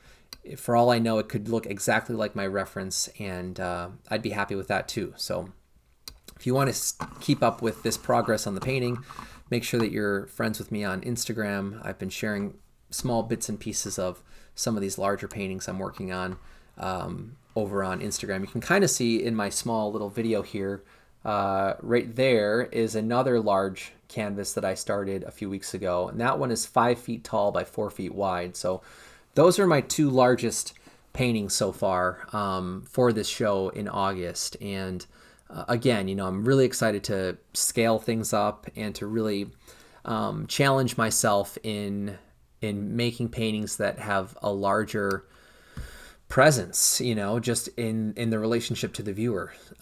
So anyway, plan to see more updates on that show and that body of work in the next couple of months, because I only have a few months left to wrap things up. Okay, and then the other thing I was doing this past week was building some frames for a couple of paintings. So I'll show you those 2 in a second here, but as I mentioned, I have an interested buyer for this portrait. It's someone who actually works for Plein Air magazine, which is pretty cool. So she reached out to me at the end of the week last week asking about this painting. And, I was like, I don't know if it's really done yet, and I don't have a frame that I really like for it. So I told her that if she's willing to wait a little bit, a week or 2, I can make a custom frame for it and then, list it for sale. So that's what I've been working on, along with 2 other frames for the next 2 paintings that I'll show you in a second. But really quickly here, I just wanted to zoom in and show one of the things that I'm excited about with this frame. The frames that I made that I just showed at the start of today's video, there's some new ideas I'm playing with. I'm trying out some motifs on the sides of the frame.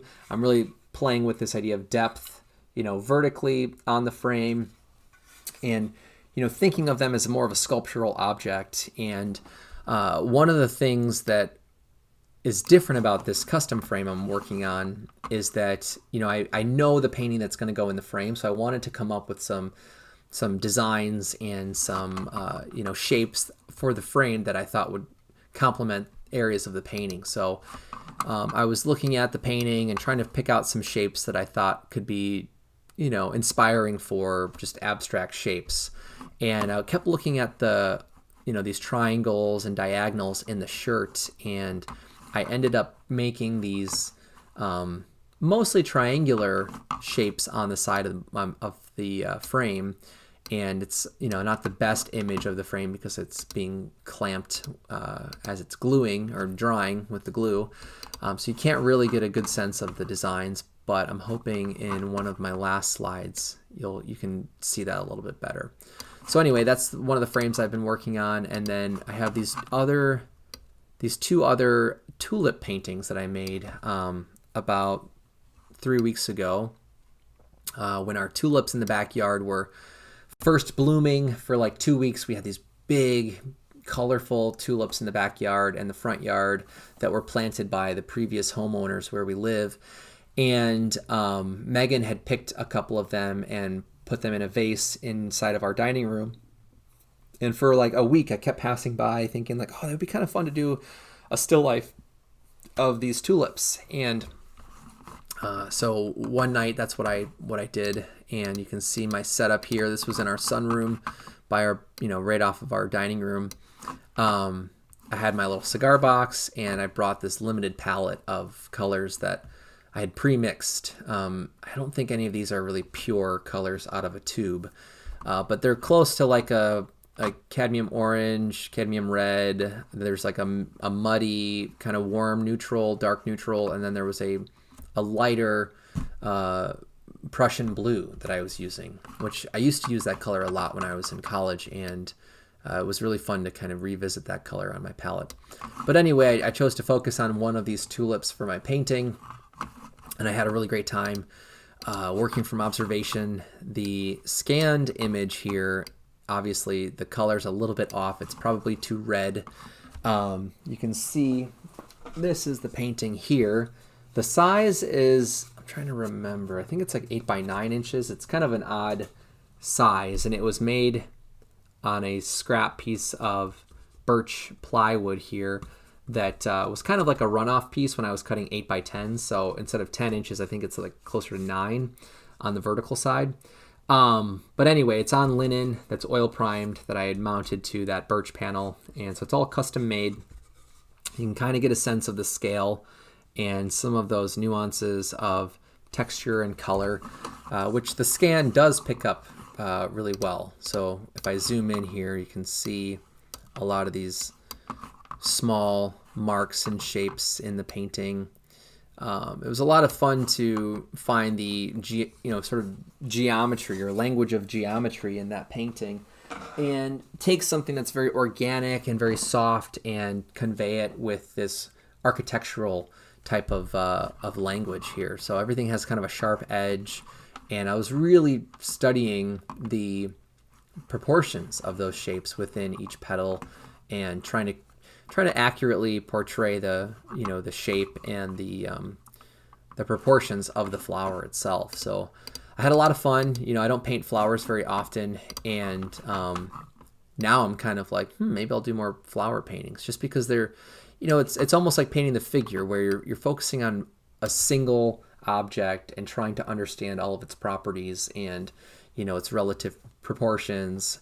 And one of the things I kind of forced in this first painting was simplifying the background. So I was taking some inspiration, and you can't really tell by the photo because it's so dark, but the ground, like our carpet behind this area of the flowers, had a few different shifts in shape and color because of a rug that we have there, and all of these different things on the floor. So I was just sort of borrowing some of the big shapes to divide the background into a more interesting environment in terms of shape and value and that kind of stuff. So then going into the second painting I made, this is an 8 by 10 panel, and it's actually painted on a layer that I had wiped off from earlier in the same day when I tried to make a painting, and it just totally flopped. It wasn't a good composition. It was a horizontal version of the panel, and I wasn't into the design. I wasn't into the palette, so I just wiped everything off, and it gave the panel this warm, subtle, neutral tone, because otherwise it's a kind of a titanium white ground. And I've been leaving my panels with that white ground, just that way I can tone it on location if I want to tone it a certain color, or just work on a very bright surface. So anyway, this was kind of the color of the panel, which I really, really liked a lot. It's kind of this grayish neutral. And then when I went to make this painting, I was trying to keep things more stylized in the background. And I was looking back at the first painting I made from like 3 or 4 days prior, and I was like, I really like these big, sharp shapes in the background. And even though it's kind of brushy and it's kind of organic and very active with the mark making, from a distance, it really softens, and everything just is about those big shape, those breaks in space. So then this time I was like, maybe I'll just push that even more and try to come up with more of a flat, opaque kind of design for the background and even the vase. I really simplified and suggested a more stylized version of the vase. But I really like this painting a lot too.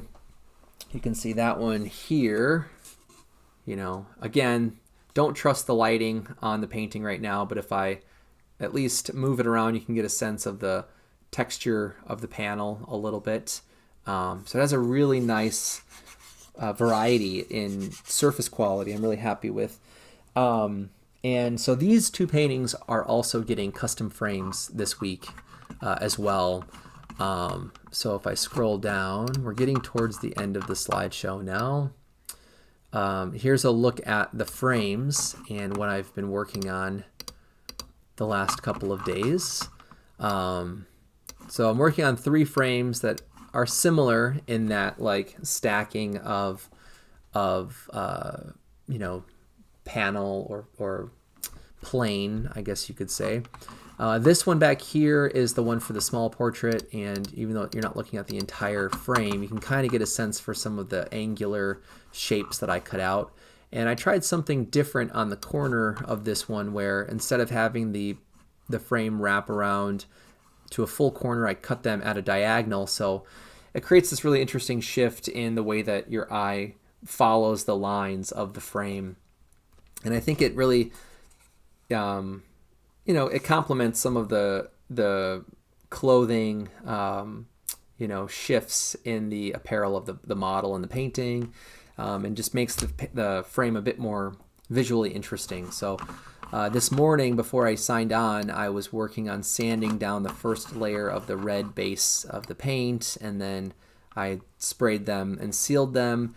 And after the live stream, I think I should be able to paint the black paint on them, and then I can buff them probably tonight. So the frames should be pretty much done by the end of the day today, and I'm really excited. So then for the flower paintings, I kind of came up with some shapes that were more organic and mimicked some of the big kind of sweeping curves and circular edges to the petals in the paintings. So they're very, very custom to the paintings, and obviously they're all handmade from scratch, so they're custom in that regard too. But it's really cool to be able to take a painting that's already finished, it's resolved, I'm not going to change it, and I can look at the painting and borrow some of the the visual effects and the visual characteristics to inspire ways to design the frame. So all 3 of these paintings will be in my shop, I think on Friday next week. Sometime in the afternoon, most likely, before people are, or like as people are wrapping up with their work week. Just as a reminder that a lot of the paintings are going to be either in the 3 frames I just showed you, or in the frames that I had picked up from JFM. So I think I'll be listing pretty much all of the paintings I showed in today's video. I might even have 2 in the first custom frames that I made 2 weeks ago. So keep an eye out if you're looking for a certain painting or a certain frame, that they will be available in my shop, and we'll see if they can find the right home. If they don't sell for a while, then I might hang on to them a little bit longer or apply them to other shows. You can see here, before I had painted or like sanded and painted one of those tulip frames, you can kind of get a sense for some of the designs that I was doing on the side. So I'm really excited about them. I think they'll look really nice once they're all painted and they have that sort of black and red kind of color quality. You can kind of see it here on this frame when I buff them. Some of the red starts to show through. I think that's going to complement the warm orange and red colors in the paintings. Okay, I have one slide left, and this is just an announcement for my workshops for the year. It's almost June, so we're coming up on my first workshop of the year, which is going to be in Iowa, in Dubuque, and that is the last week of June. In a second here, I will show my website, and I'll just kind of briefly remind everyone of my workshop schedule.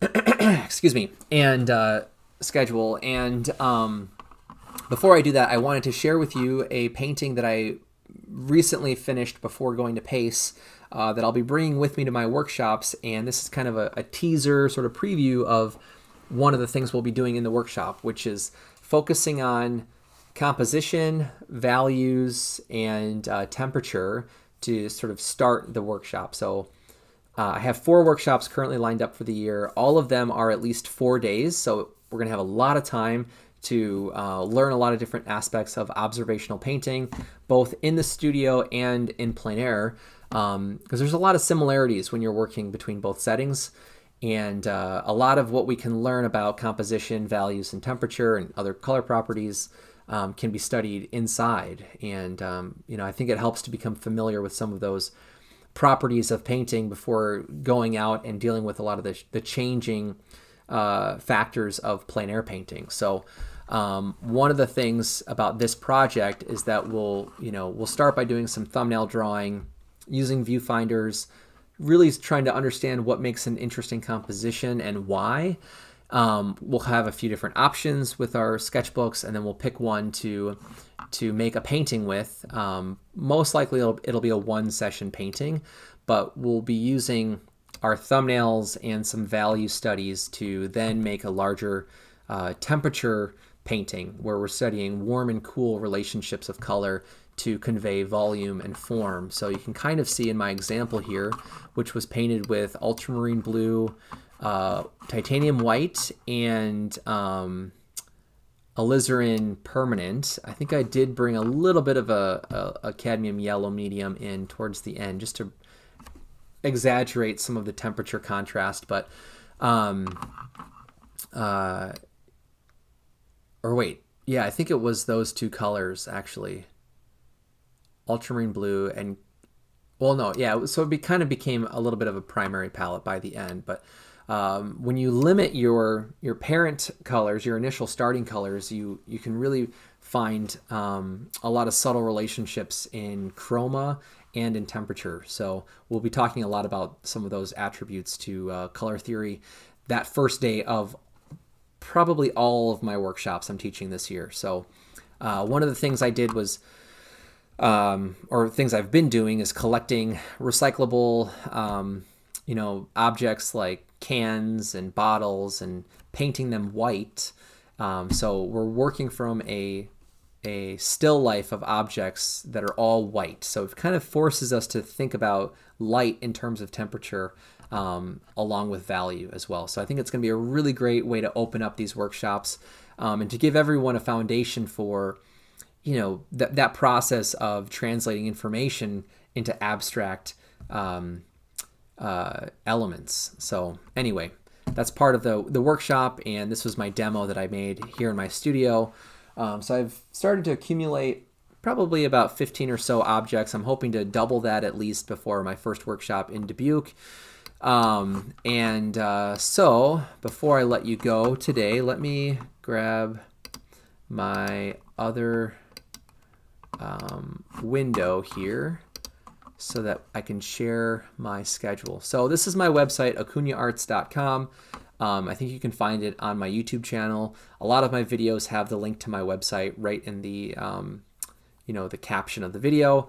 This is the home page at the moment, and I like to keep my schedule for the year on my home page. So if you're curious about events I'll be doing, workshops I'll be doing, exhibitions I'm in, this is kind of the one landing page for all of that information.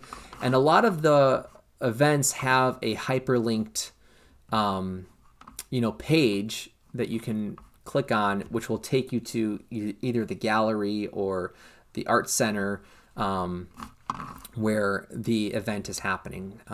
So if it's a workshop, if you click on the link for the workshop, it'll take you to whichever organization I'm working with, where you can find more information and register for the workshop. The other thing you can do if you want to learn with me this year or study with me this year is go to my teaching page on my website, where I have a lot of information and resources for you to enjoy. The first thing at the top of the page here is my intro and teaching philosophy. So this gives a little bit of my background as a teacher. I studied in graduate school. I taught 4 semesters in the foundations program, where I learned a lot about teaching. And it was a really great opportunity to practice leading a classroom, which I've then been able to further develop professionally when I was teaching for a university in Minnesota, and then also for these more short-term teaching opportunities like workshops and live demonstrations and that kind of stuff. So you can learn more about some of those ideas in that first paragraph there. And then I have my schedule again, just with my teaching kind of opportunities here. So, I had a drawing class earlier in the year that has since passed, but some of that stuff that's local is also posted here, where you can click on the link and it'll bring you to the page where you can learn more information or register. We just had the Plein Air Convention, so that's here. And then this first workshop in Dubuque is through the Bluff Strokes organization. So Bluff Strokes is also a plein air event in Dubuque, which is going to be happening in September this year. I'm very excited to be on the roster of artists this year. I went to the event in 2022, so 2 years ago, and I had a great experience. I made some of my favorite plein air paintings when I was there. I sold, I think, 5 of my 6 paintings that I made, which was really awesome. And I got an award for one of the paintings too. So, those are all great reasons to really love an event. And on top of that, it was really well organized. The atmosphere during the show and during some of the sort of events they have throughout the week were amazing. The hospitality that they showed the artists was incredible, and I'm very happy to go back. And I'm very happy that they invited me to teach a workshop. So I'll be teaching a workshop June 27th through the 30th. So it's coming up here really soon. And the last I heard, I think we had filled 8 or 9 of the 12 spots. So there's still a few spots if you're interested. Dubuque is a really great place to paint if you've never been there before. It's a very historic kind of river city right off of the Mississippi. And like I said, I'll be teaching both in the studio and in plein air. So it's going to be a really comprehensive workshop. Just like all of my other workshops, it's kind of the same curriculum. And I'm sort of just on a little bit of a workshop tour this year. So the first place I'll be teaching here is in Dubuque. You can find more information here. And if you want to register, they have their registration form, which you can then pay to the organization. You have to print it out, fill it out, send the check, and then you're signed up. So there's a few weeks left to sign up. If you have any questions, feel free to reach out. Or if you know someone in Iowa or southeast Minnesota or northwest Illinois, southwest Wisconsin, anywhere in that 4 corners area, feel free to share this workshop opportunity with them. I would really love to have a few more students in the workshop. And I think it's, like I said, it's going to be a really great comprehensive class for both the beginner and for someone who has a lot of experience. Because, for me, someone who's been painting now for 13 or 14 years, every time I teach and I revisit the fundamentals, it helps my paintings both outside and in my studio. And I've realized that part of that is because I'm shifting my focus down to those basic building blocks of making an image. And the more informed we are as artists, I think the better the work is that we create. So this is going to be a great opportunity if you sign up for any of my workshops this year. They're all here. You can learn more about the location where I'm painting. But like I said, for the most part, they're pretty much going to be the same curriculum at each location. So after Dubuque, then I'm teaching in August, at the end of August in Door County, Wisconsin, in Fish Creek with the Peninsula School of Art. So you can sign up for that workshop here. This one, like most of the workshops, they need a minimum required number of students to actually run the workshop. So this one I think is still needing a few more students to actually run. So if you're local to Wisconsin and you want to take a 4-day workshop, again, that's very comprehensive and is going to introduce you to a lot of different ways to level up your paintings. I'm wearing my salesman hat right now. Take a look at the workshops, and if you have any questions or you're curious about what we're going to be doing, feel free to email me on my website, and I'd be happy to talk more about just the layout of the class, and even with the nitty-gritty stuff of what paint should I bring, or should I have this brand, or should I have these brushes or these panels. I'm happy to answer those questions too, because I'm in the camp of a great painter is going to make a great painting regardless of their materials, because they know how to use the materials. So it doesn't really matter if you have the top of the line paint or the top of the line brushes, or you're using the best quality linen panels.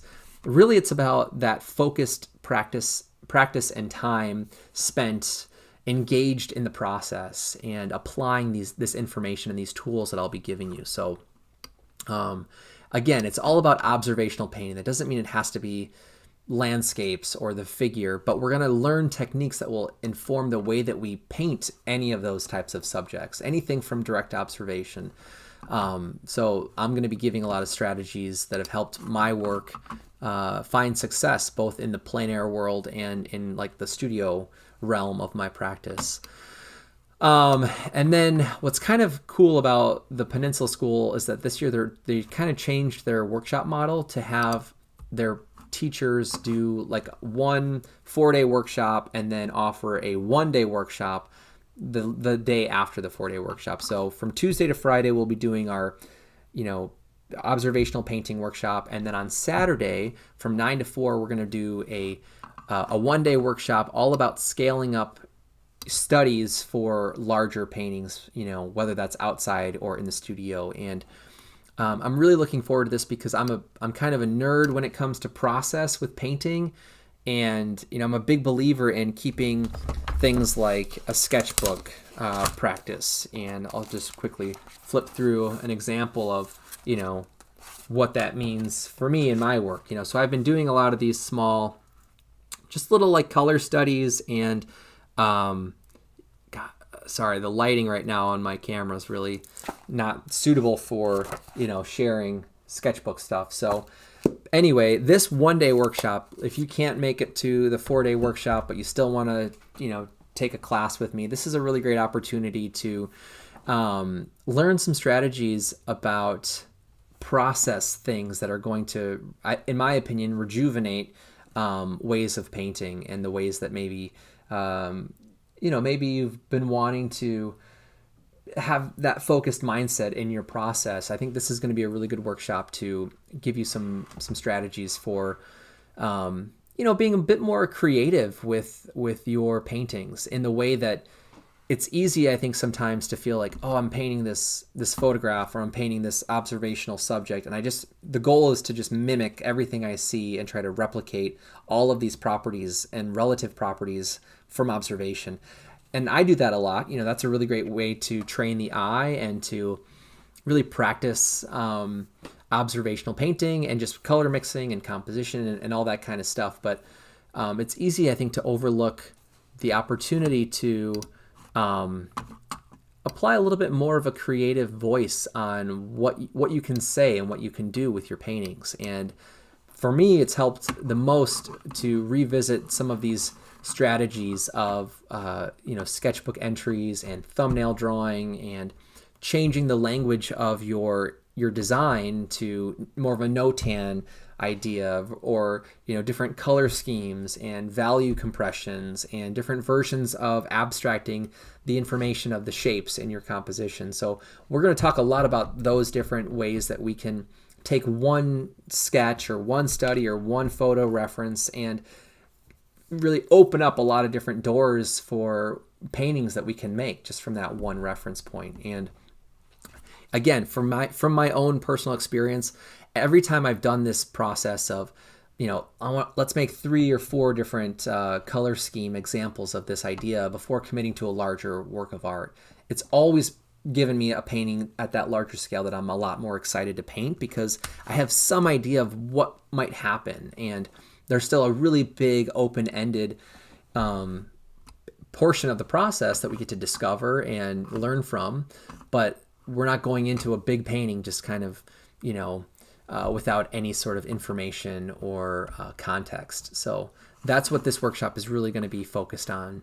And part of the selling kind of question point here, the first question I'll read is, have you ever finished a painting but wish you had chosen a different composition, color scheme, or focal point, right? So it's kind of, I've talked to a lot of painters where we're looking at their paintings and they, right off the bat, they have like 2 or 3 different problems that they don't like about the painting that could have been resolved if they spent 10 minutes or 20 minutes before the painting, thinking about some of this stuff I just talked about. So I designed this one-day workshop when they invited me to do a one-day workshop after my big workshop.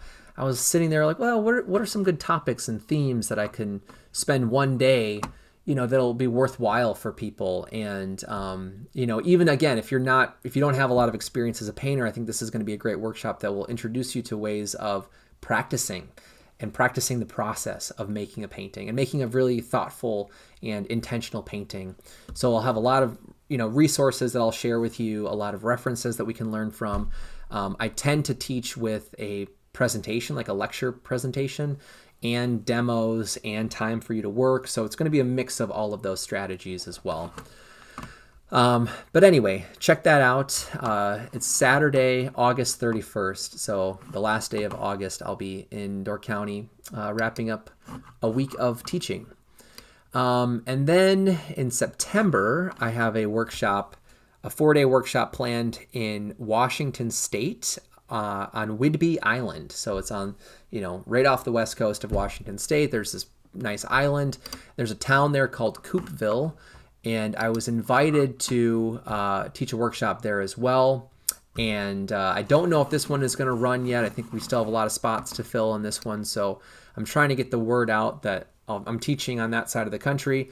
Having never lived there before or visited that part of the country, I don't have a big network of friends and people in that part of the country. So if you know anyone that's out there that's an artist or a student that wants to learn from all of these ideas that I've been sharing, please share this with them. I'm trying to advertise and share this as much as I can, but we'll see if this one runs. I hope it does, but it might not. So anyway, again, same kind of theme and idea, the ins and outs of observational painting. That's kind of the tagline of my workshops, because we're working in the studio and out of the studio, and I'm trying to cover a lot of the fundamentals of painting. So that's where the title comes from. And yeah, anyway, please share that with anyone who's in the Pacific Northwest part of the United States, or British Columbia, Vancouver area too.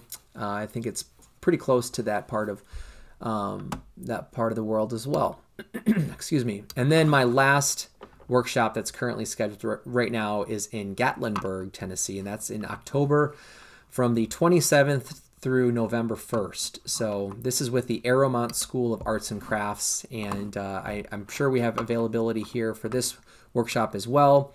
We're a little bit farther away from this one, so there's still some time to get students to sign up, but it doesn't hurt to share these opportunities on all of my channels. So please take a look at this if you're in the North Carolina or Tennessee area.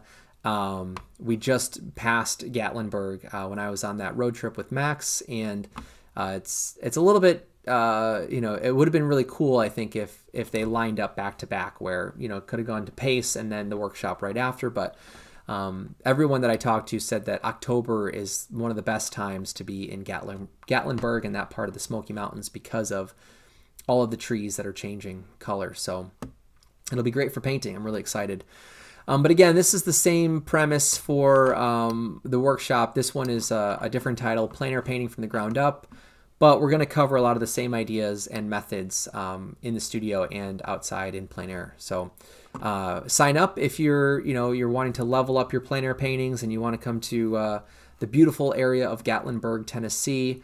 I'm really excited to bring my teaching philosophy and my approach to painting to the Aramont School. It's a really great school from what I've heard and seen, and I'm honored that they invited me to teach a workshop.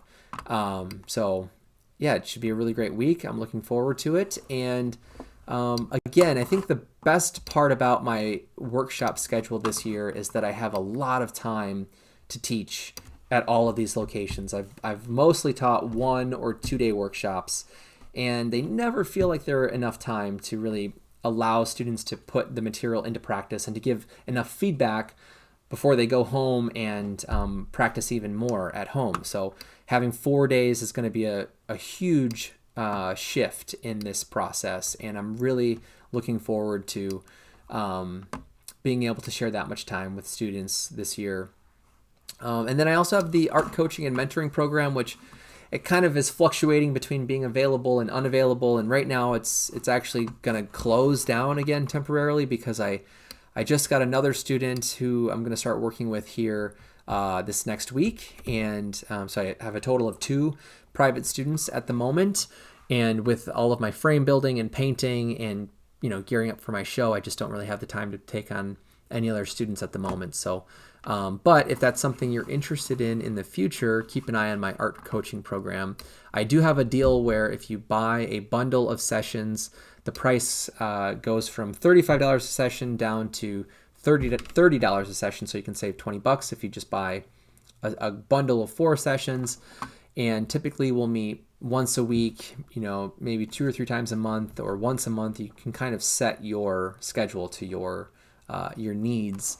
But anyway, I just want to announce that or reshare that as well as an opportunity for teaching or learning from me.